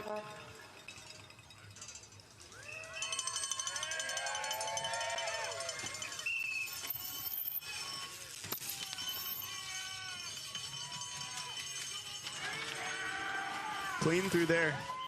I don't know if he'll make time up, but he's matched it. He's right in amongst it now, 8 thousandths of a second. Well, this is going to be a tight one to the finish. Andy Kolb bearing down on the time of Henry Kiefer here, looking really, really strong. The big Austrian with one of the biggest smiles in the business, certainly one of the biggest moustaches in the business. He's strong on the pedals there. Kolb needs to stay clean and fast through here. Looking really, really good here, Nico. Yeah, and 3/10, that's well within touch. He could make this up here in the last sector.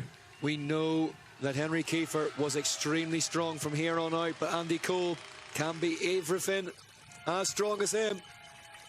Here comes Kolb. Stands on the pedals. Just this left-hander goes really, really deep. Cuts across the top of it. Kolb down towards the line. Is this going to be the new fastest time of the day? Andy Kolb crosses the line and goes into third. 1.1 seconds. Jackson Goldcone says, thank you, Andy. Yeah, Goldstone will celebrate that run as much as the man himself, because it puts more clear air between him and Loic Bruni.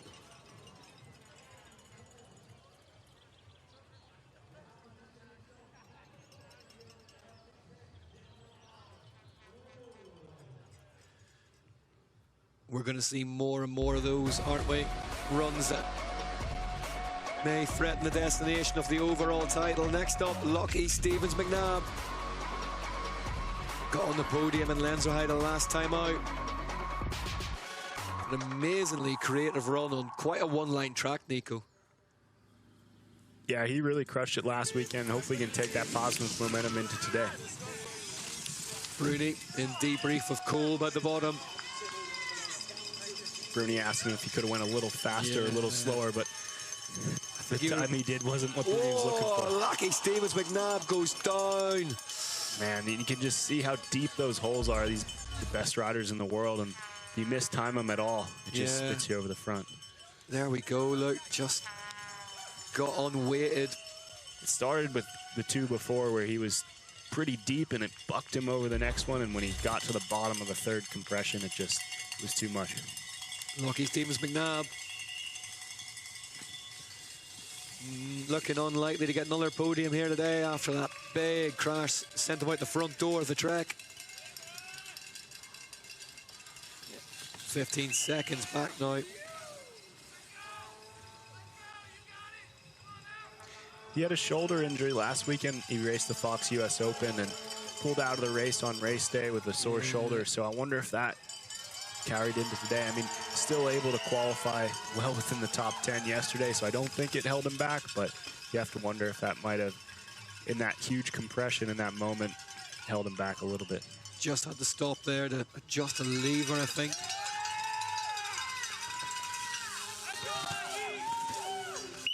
And you can hear the impacts through the bike, through those big rocks.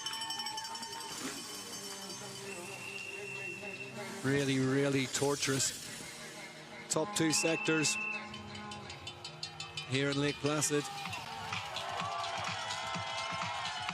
He'll be disappointed with this, Nico.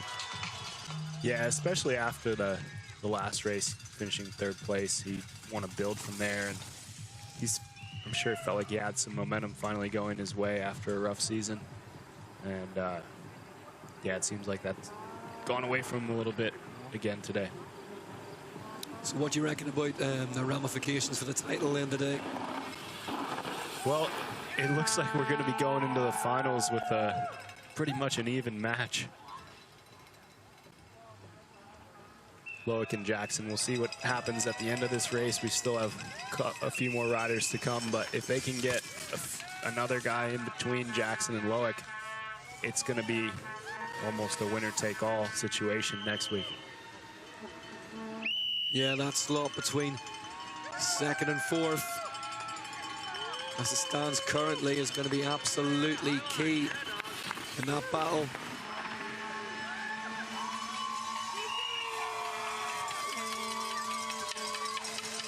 Lucky Stevens McNabb is not going to be one of those riders after a crash in the rocks up top. Yeah, and it's a shame. I think this track would have suited him well. He grew up racing BMX. They have a really nice track in Rotorua where he's from, and he would have used those skills to his advantage here at the bottom half of this course. Yeah, it would have worked well for him. Still goes for the triple there.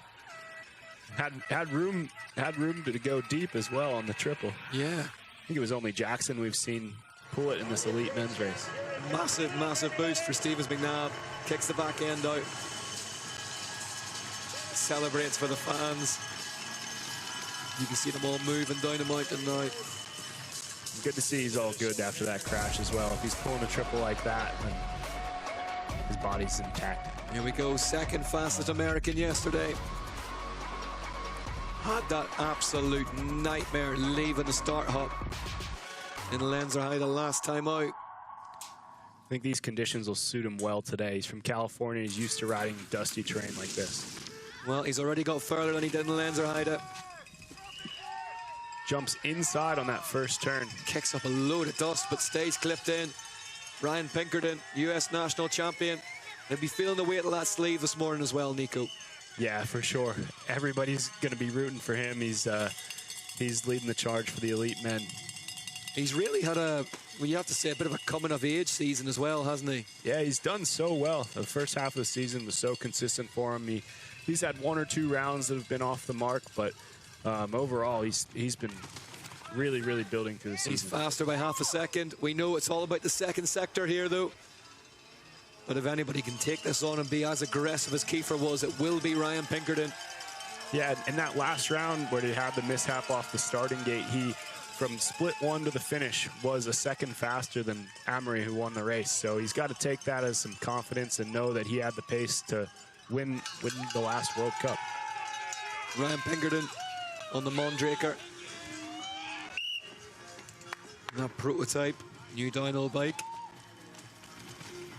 They are continually tweaking and working on developing. Greg Williamson's had a big hand in that bike as well. 1.3 seconds back, so again we see 8/10 lost to what Kiefer did in there. Yeah, a big deficit there too, because he was pretty far ahead at the first split, but still not out of touch. If Pinky can put this bottom half of the track together, I think he can make that time back. That's his big strength as a rider, isn't it? I mean, I know this sounds silly, but he doesn't really have a weakness.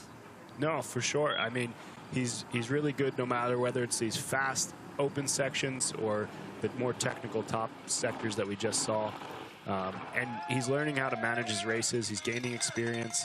It's only his third, I think it's his second year in elite. So he's gaining a lot of experience each round. Pinkerton down through the woods section now. Dabs a foot. Does a nice gap to pre-hop that road, and he's pretty much even on that last sector with Kiefer. 1.3 seconds, still in the mix here, Pinkerton. But needs to start making holes in that deficit. Fastest sector times, Pinkerton, Goldstone, Kolb, Norton, Brosnan. None of them are Henry Kiefers, who leads this race. He's strong on the pedals here, but Kiefer was so strong to the finish line. Massive roars of "Come on, Pinky," all the way down the track. Pushing so hard. He's gained a bit of time, but he's going to really need to push on if he wants to make it up to Kiefer. He's found 1/10 of a second. Jorge from Mondraker watching on down the finish area. Strong on the pedals here. Does a good job of staying low to the bike. Pinkerton off the final gap. Sprints for home. Is it going to be enough? He's left it late in the day if it is. Ryan Pinkerton crosses the line and goes 6th. 2.2 seconds back. Solid result for him. I think he would have wanted a little more after what happened at the last race, but nonetheless, could be a top 10 for him today. There he goes, you can see him.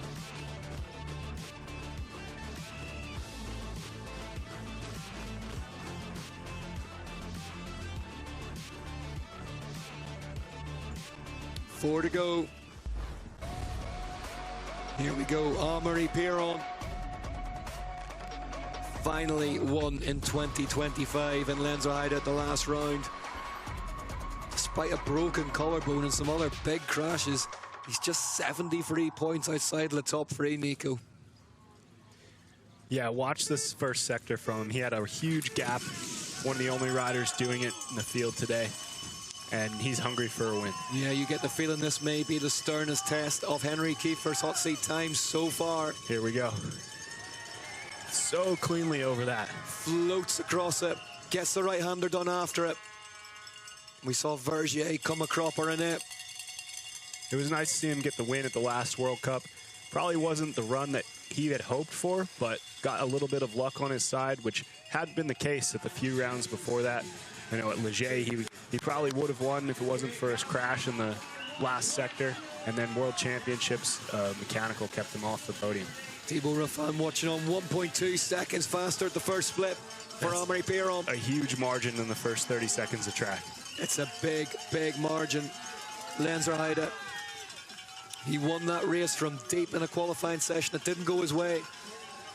We know Kiefer was fast in this sector too, but with 1.2 to play with, I think Amaury could match him. This next sector will be key. You get the feeling really monster trucks his way through those rocks there. Hit that as well as... Oh, Pierron goes down. Amaury Pierron slides out. Where'd it go wrong here? Yeah, you cross this road before you enter the berm, and he looked like he was just outside the main groove. And on a fresh track like this, there's a lot of soft dirt that's off the main line and just lost grip. Kiefer definitely dodges one off what was looking like the biggest tests of his time so far. He might have dodged the biggest bullet that he has today. There's only 3 left. There's only 3 bullets left in the clip. Pierron, what a topsy-turvy 2025 he's had. 164 beats per minute on the Whoop Live. Yeah, several races like this where he's been the quickest. The win's been within grasp, and a small mistake has just turned it wrong for him. 166 beats per minute. The way down through the trees. Well, of these top 5 riders, it was Amaury and Luca that would have been the biggest fears if I was sitting on the hot seat. Yeah, definitely, especially a Pierron that's won recently. It's one of those riders, he tends to get on a roll. He's level now with Sam Hill on 13 wins. Next up for him would be Nico Vujo on 16, which, I mean, you're already in rarefied air whenever you get mentioned the same sentence as Sam Hill, but Nico Vujo, that's a different animal. Yeah, absolutely, and it's easy to think that he could get there within a few rounds. Yeah, definitely. I would have expected a bit more of him from today, though. Do you think just, I don't know, that was just a mistake, wasn't it? Yeah, I mean, he was going for it. He was ahead by a lot when he crashed there, and it was just a small mistake. Actually, one of the easier sections of track, and maybe just carrying more speed because he had aced the turn before it, that he was slightly outside the line and washed out in that turn. Pierron, not going to be his day today. Here it is, Nico. It just looks like the back wheel gets outside of the main line there, and he just slides as he enters that turn.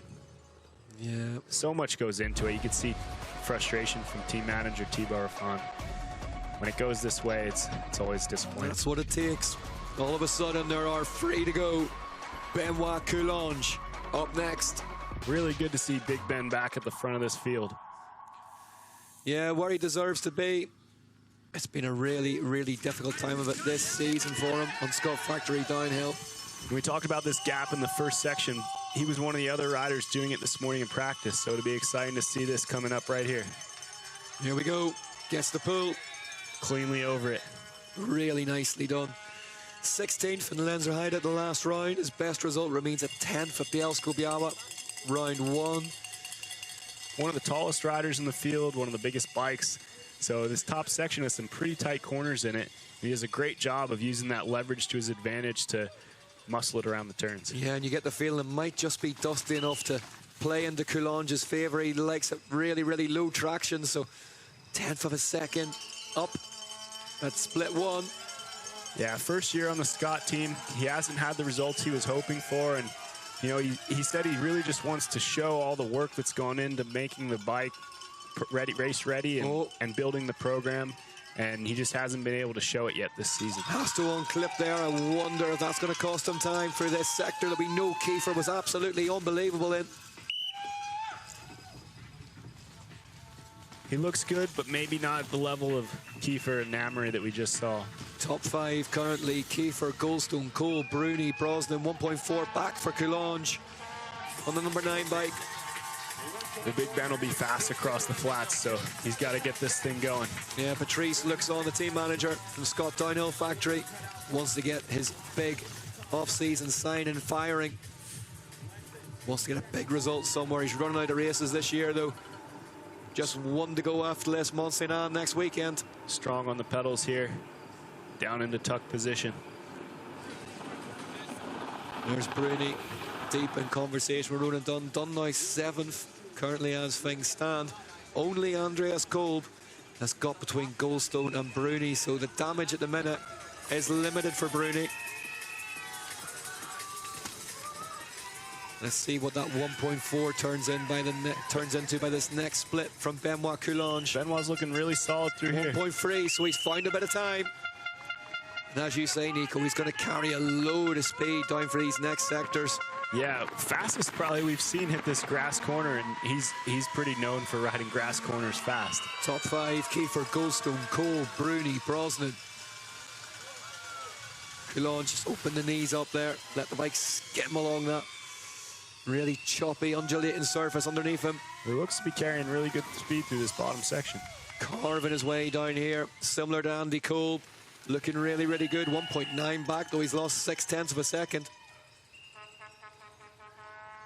Goes inside on that berm. Staying low to the bike through here.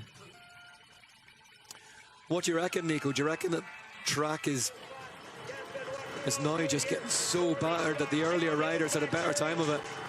It's hard to say. It's definitely not getting better, but I don't think it's a huge advantage. I think these guys may be just overriding their race runs. Crossed the line in 8th position, 2.3 seconds back, so only 2 riders now stand between Henry Kiefer and his debut elite level win. Yeah, that cost him time there. Not too much, but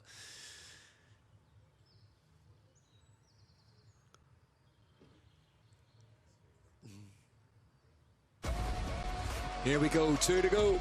Luke Meyer-Smith is up next. Superb qualifying session yesterday.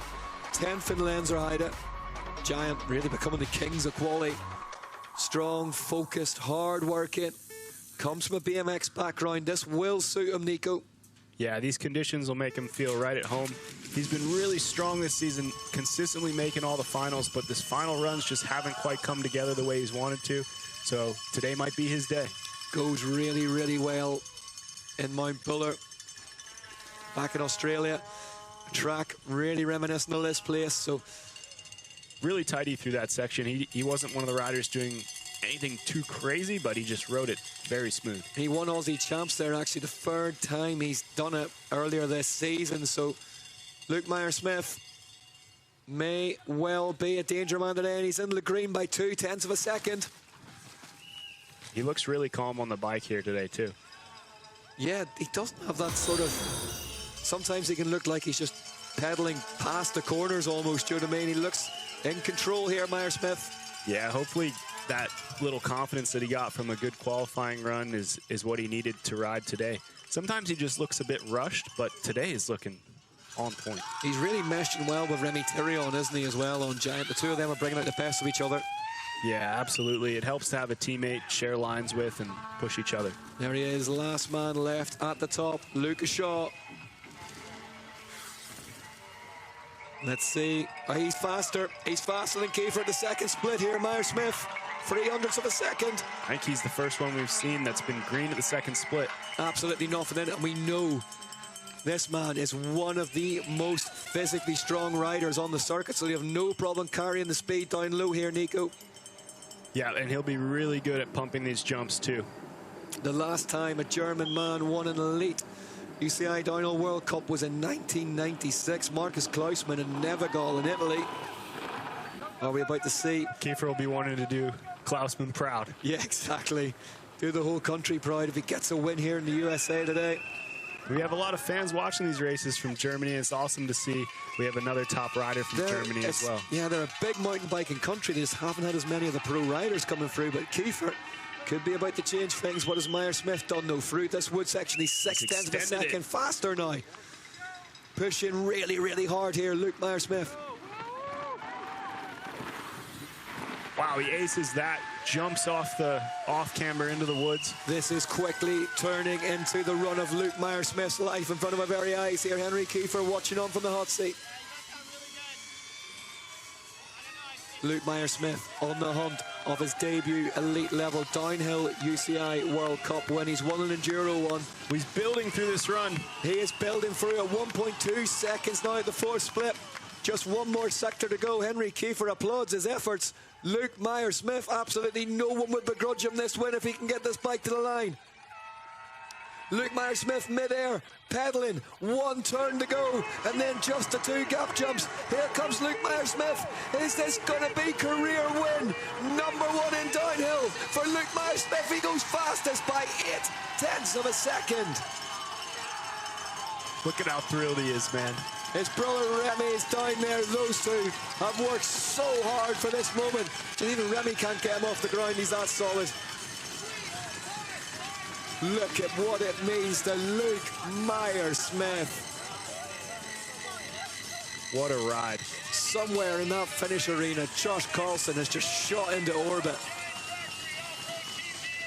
And it wasn't anything crazy on that run either. It was just a clean, perfect run. Lucas Shaw up next for the Canyon Collective, last rider at the top of the mountain.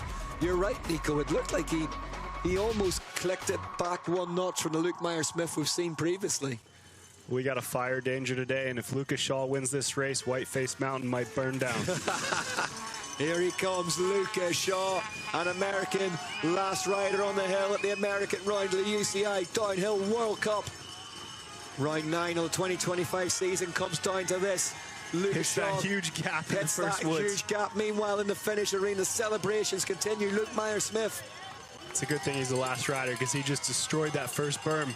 Gets sent over the front of the bike, manages to hold on to it. Wow, he did a great job of keeping that one on two wheels. We need to see what the first split tells us. Lucas Shaw belting his way towards it now. What's it going to say? He's 9/10 of a second back. We know there was a mistake in there, but this second split is so important in this run. He could definitely bring this back if he can mentally put that mistake behind him. Lucas Shaw, we've seen him roll the dice a few times this season and get away with things. Can he pull off another piece of magic today, or is that man on your screen now, Luke Meyer-Smith, about to win his first Downhill World Cup? Sometimes when you have a mistake like that at the top of your run, Luca might feel like he needs to make it up. So he might rise his game, and that 9/10 could be within his distance. Well, one thing is guaranteed, we're going to get a debut winner here today. Lucas Shaw qualified fastest in Valnor back in 2018, the closest he's come. What's the second split going to tell us? 2.2 back. That might be too much to make up. Luke Meyer-Smith hit the bottom of this track really well. It's advantage Luke Meyer-Smith. Canyon Collective's last win was in Mont Saint Anne last season with Troy Brosnan. The key to this track really through there, not pushing too hard, but carrying speed. A Lucas Shaw staple. What's the third split going to tell us? He needs to make serious inroads into this run of Luke Meyer-Smith. He ran a bit wide entering this motorway as well. Speed trap's a little bit lower. He's really got a lot of work to do to make up this time. Lucas Shaw, fastest qualifier yesterday, said he didn't risk too much, just rode the perfect run. He's going to have to go beyond perfect today if he wants to get the win.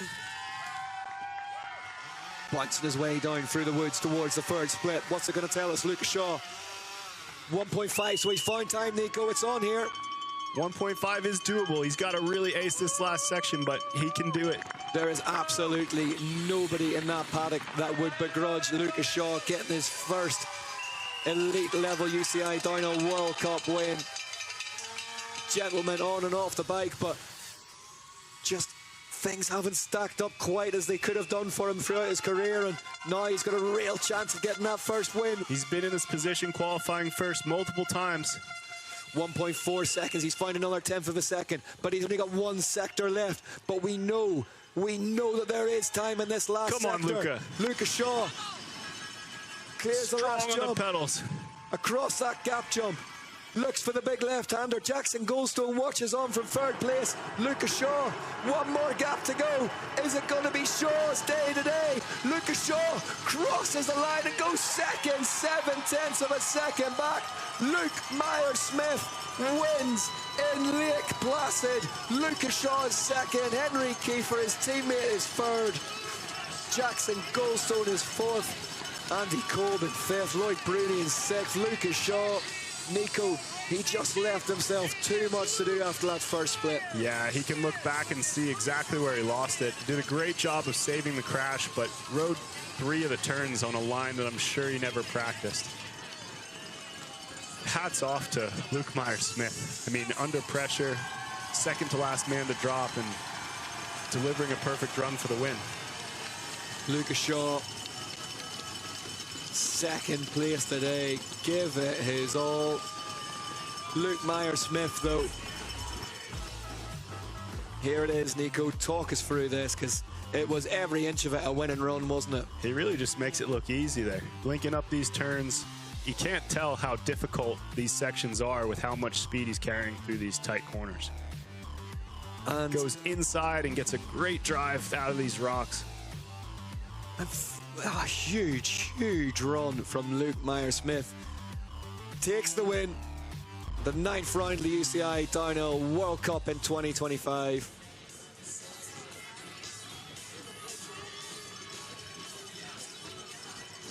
And I'm sure the internet will correct me instantly, but I'm pretty sure that's Giant Factory Off-Road's first elite men's UCI Dyno World Cup win since Rob Warner and Caprun. Wow. I know they had a Miles world Rockwell won the championship Worlds, yeah, with Danny, but at a World Cup level, wow, that's very impressive. Yeah, huge moment. Never mind for Luke Meyer-Smith.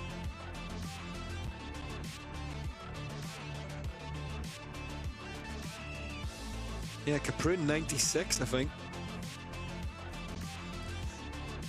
But Luke Meyer-Smith, I mean, just the physical strength through that top section, absolutely superb.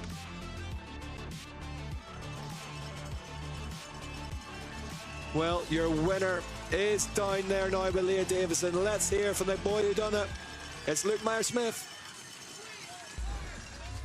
Meyer-Smith, first World Cup podium, first downhill win. What does this mean to you?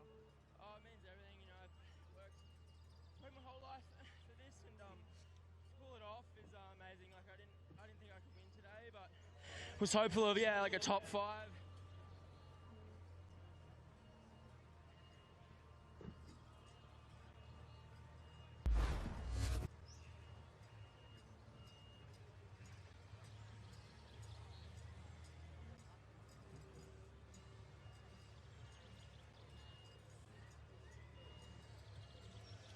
Check.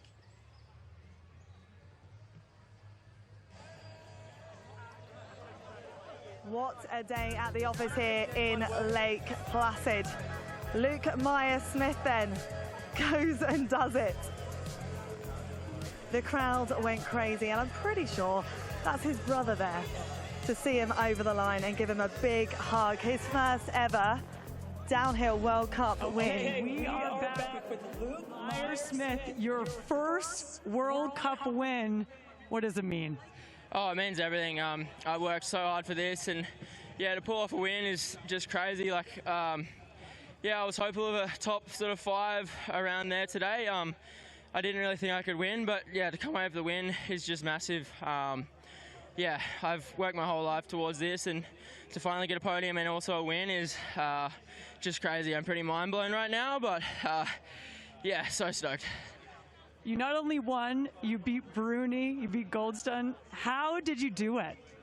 I don't know. I just tried to keep the top pretty clean. I knew like a mistake up there could cost you quite a lot, so tried to keep it smooth. And then once sort of past the second split, really tried to just drill the pedals and give it all I had from there. I think this track suited me pretty well with the sort of physical bottom and pedaling. So yeah, it's cool to have a track a bit more suited to what I ride in Australia, and I think that really helped me today to come away on top. How does this set you up for the next round and the final round in Mount St. Anne? Oh man, it's crazy. To be honest, I was just shooting for like a top 15 overall this year with where I'm at in the overall, before this race. So now to come away with a win, maybe, yeah, look at my, what I can achieve next, and maybe we'll be moving forward in the overall more than that. Well, congratulations. Go enjoy some champagne. Thank you very much.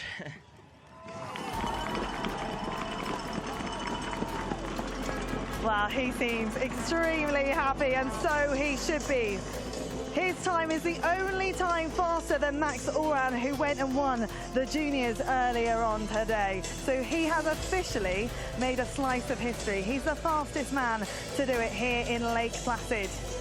And look at the emotions. I mean, I know one Aussie that is particularly excited here in the studio. Joshua Carlson, Hattie Harnden alongside me. Josh, you can't wipe the smile off your face.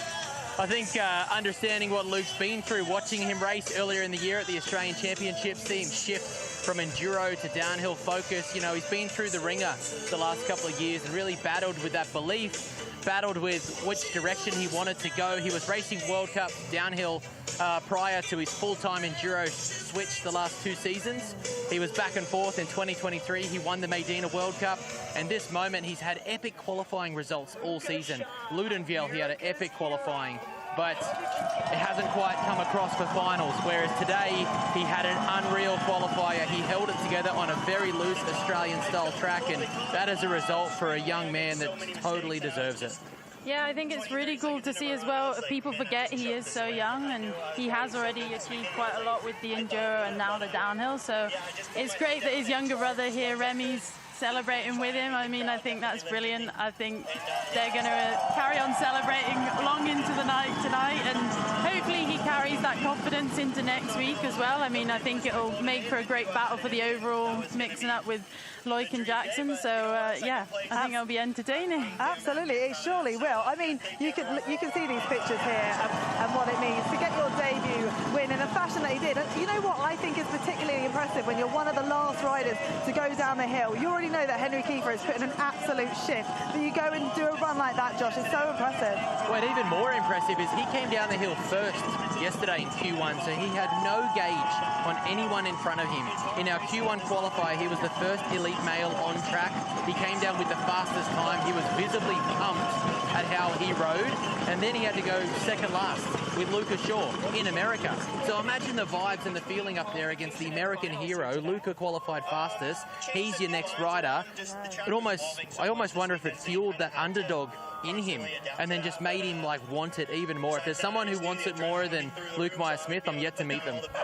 Well, hopefully he is going to join us in studio, so do make sure to stick around. We've got to say, great effort from Luca Shaw today. He was the favourite. There was a lot of pressure on his shoulders today, Hattie. Yeah, definitely, and I mean, to qualify fastest as well, like, it adds to that kind of pressure to put it together again. But I mean, he still put together a really solid run, and you see he pulled back a lot of time at the bottom, which is super impressive. He did make a couple of mistakes at the top, so to kind of refocus and concentrate again for the second half is really, really impressive. And he was calm from the morning. We chatted to him straight after practice. There was a lot of energy around Luca this weekend, obviously, but he was surprisingly calm. He was enjoying the track. He really enjoyed it all week. And he rides with a level of patience that I think this track suited. There's quite a contrast between Luca and Luke. I don't think Luke you would say is patient at all. But Luca was quite patient, and he rode the track in the way it needed to be ridden. Those mistakes definitely cost him, but he made it happen in the bottom, and that's a great result. That's a good moment and a good progression for Luca, getting closer and closer to that top step. Let's head down there then. Luca Shaw is with Leah Davison. Luca Shaw, America's hero. How did you get that dream podium here today?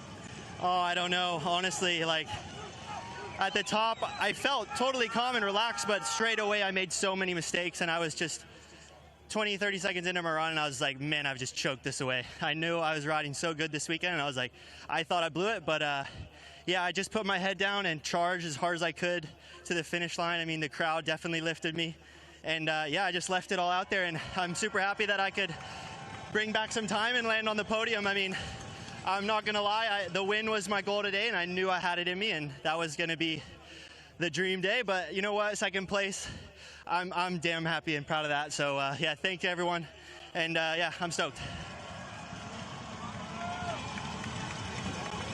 Yeah, listen to that. The USA loves you, Luca. What are the emotions you're feeling? I'm just, yeah, today, I knew today was going to be an epic one. I mean, it hasn't been since 2018 that I qualified first.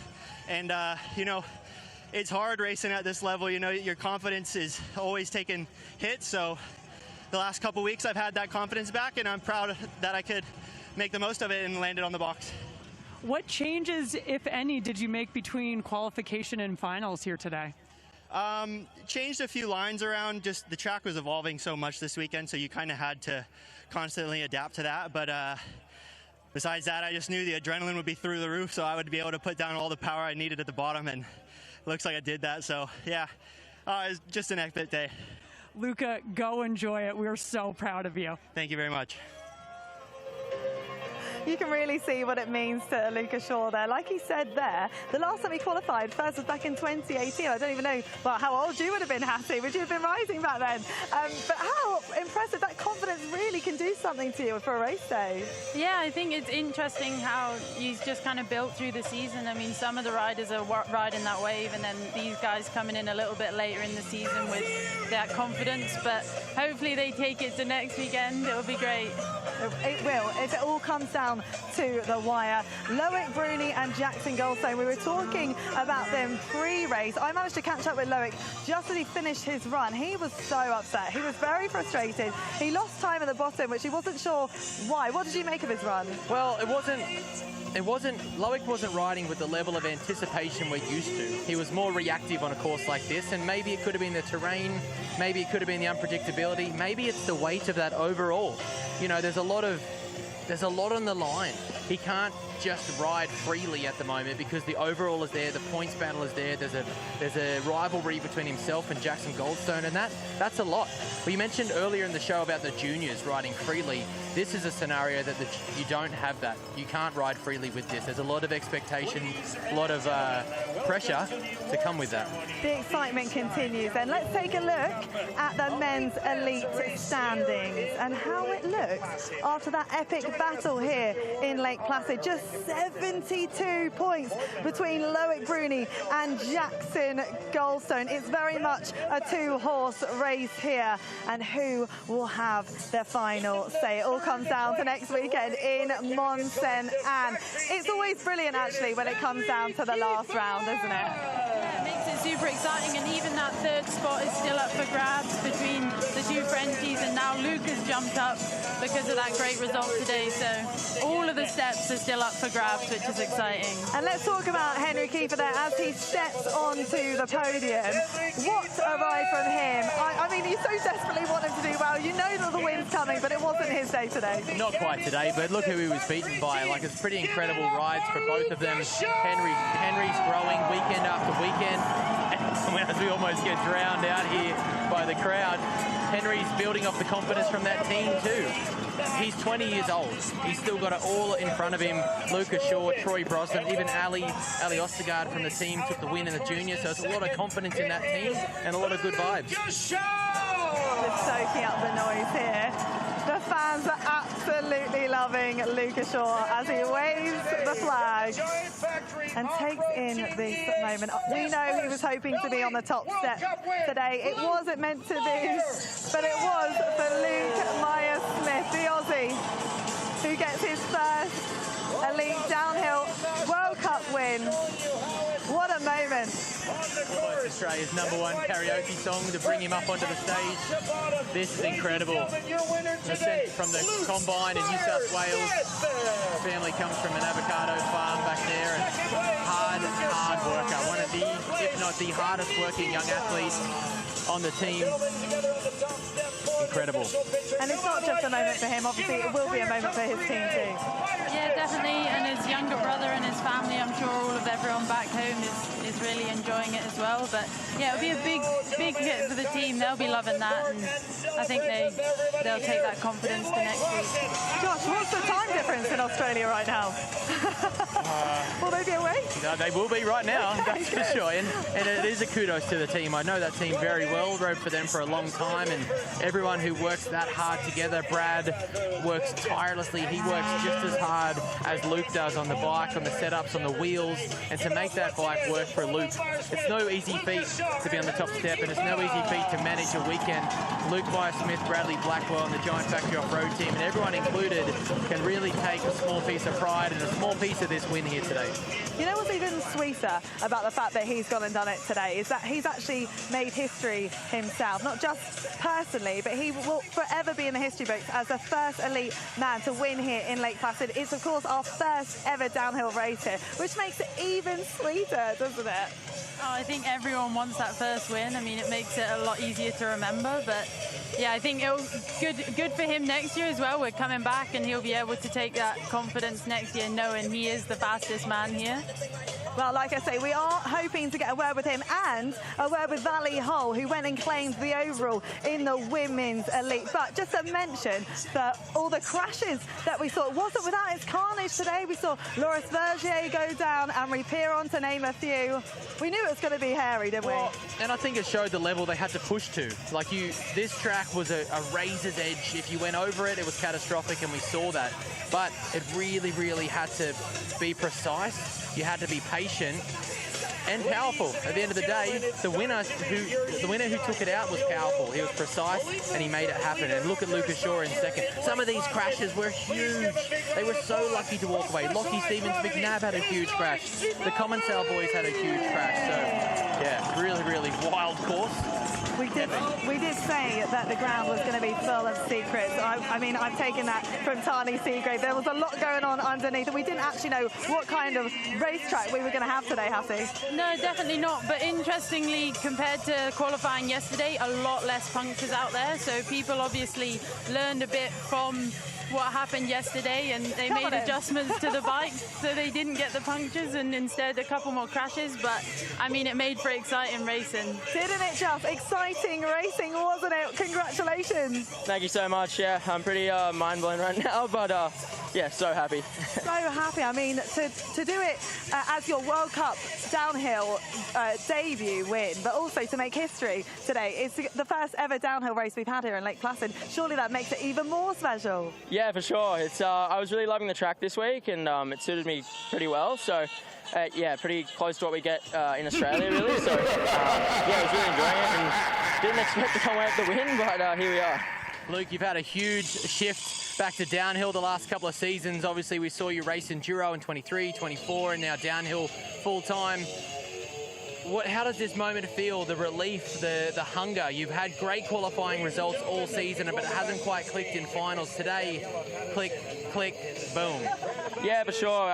Yeah, I've definitely struggled like a little bit the last year or so just to really find that finals pace. Like I've been getting to the finals, but yeah, not quite finding that next step in the final. And to be honest, yeah, the last few races we've really made a step forward with the bike and a few changes that have really helped. So. Yeah, all in the making to get this first win. And not only get the win, but you also went and beat the likes of Loic Bruni, Jackson Goldstone. That must feel sweeter. Yeah, for sure. It's the level right now this year especially is crazy, and yeah, every point of a second counts. So yeah, to pull it off with this level of field is crazy. And you might not already know this, Luke, but you actually got the fastest time we've seen all weekend. You beat Max Allran in the juniors. I mean, that must feel good as well. Yeah, for sure. It's there's a lot of fast juniors coming up, so to be fast on the day is pretty cool. How are you going to celebrate? Yeah, for sure. Yeah, what are the plans? Luke, I want to know the details. I don't know. I didn't really expect to be in this position, so we'll see. But our physio said if I won, he's going to get naked in the lake, so that'll be funny. Right, tell us, hang on, don't tell us more about the nudity. A lot goes into this result here, Luke. A lot goes into the hard work, your team, your mechanics. Who helped you get here today, and what was the trigger that really made you click on race day? Yeah, for sure. I've been with Giant the last 3 years, and working with Brad and the whole team has been amazing. And yeah, Brad's been there for me every moment. Really trying to help me get to where I want to be, and yeah, massive thanks to the team, the whole Giant Factory Off-Road team, for all the support, and yeah, all my supporters from Australia at home, my mum and dad, who I haven't seen in like 5 months, which yeah, it's going to be cool to go home to them after next week, and yeah, spend some quality family time with them, and really enjoy this. The avocados are on you. Yeah. Huge congratulations. I imagine your mum and dad are incredibly proud, and we cannot wait to see you go again next week. Thank you very much. Well done. Let's get out of here, get celebrating. Luke Myers-Smith with his first ever downhill World Cup win. So good to get him in studio. And like he just said there, he's not seen his family for 5 months. I don't think people actually realise what goes into this sport. So much time away from home, Hattie. It's really a mental battle as well sometimes. Yeah, definitely for the Kiwis and the Aussies, it's a big trip over, and a lot of them do stay for the whole summer.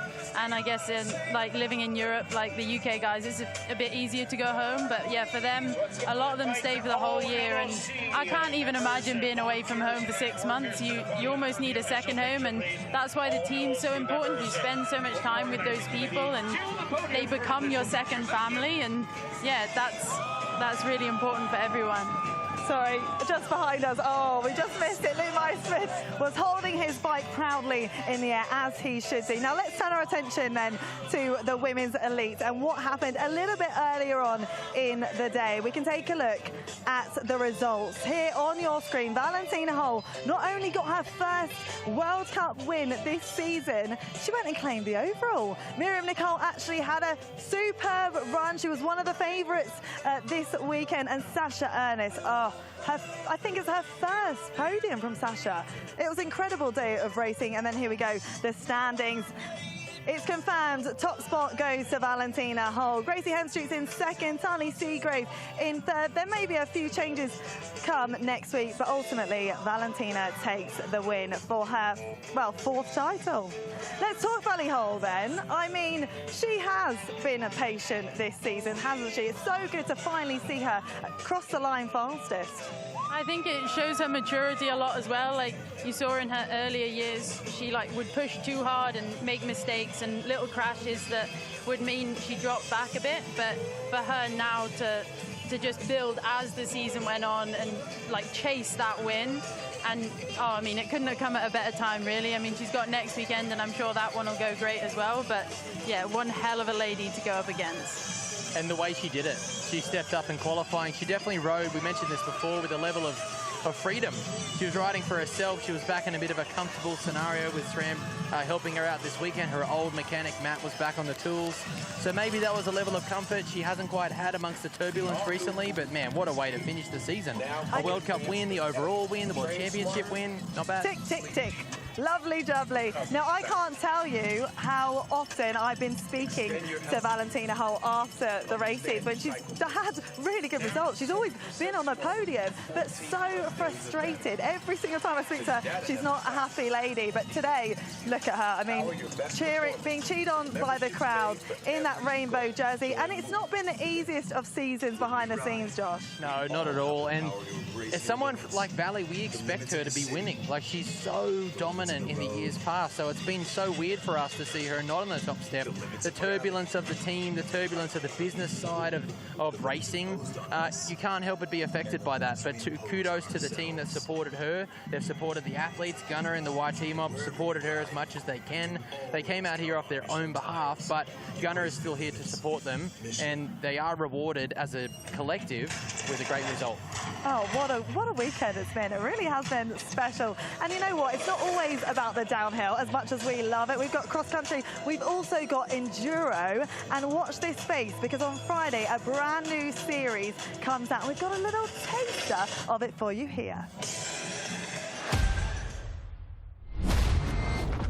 I think that's why people love it, because you're out there with your bike and you're testing both yourself and it to the very limit.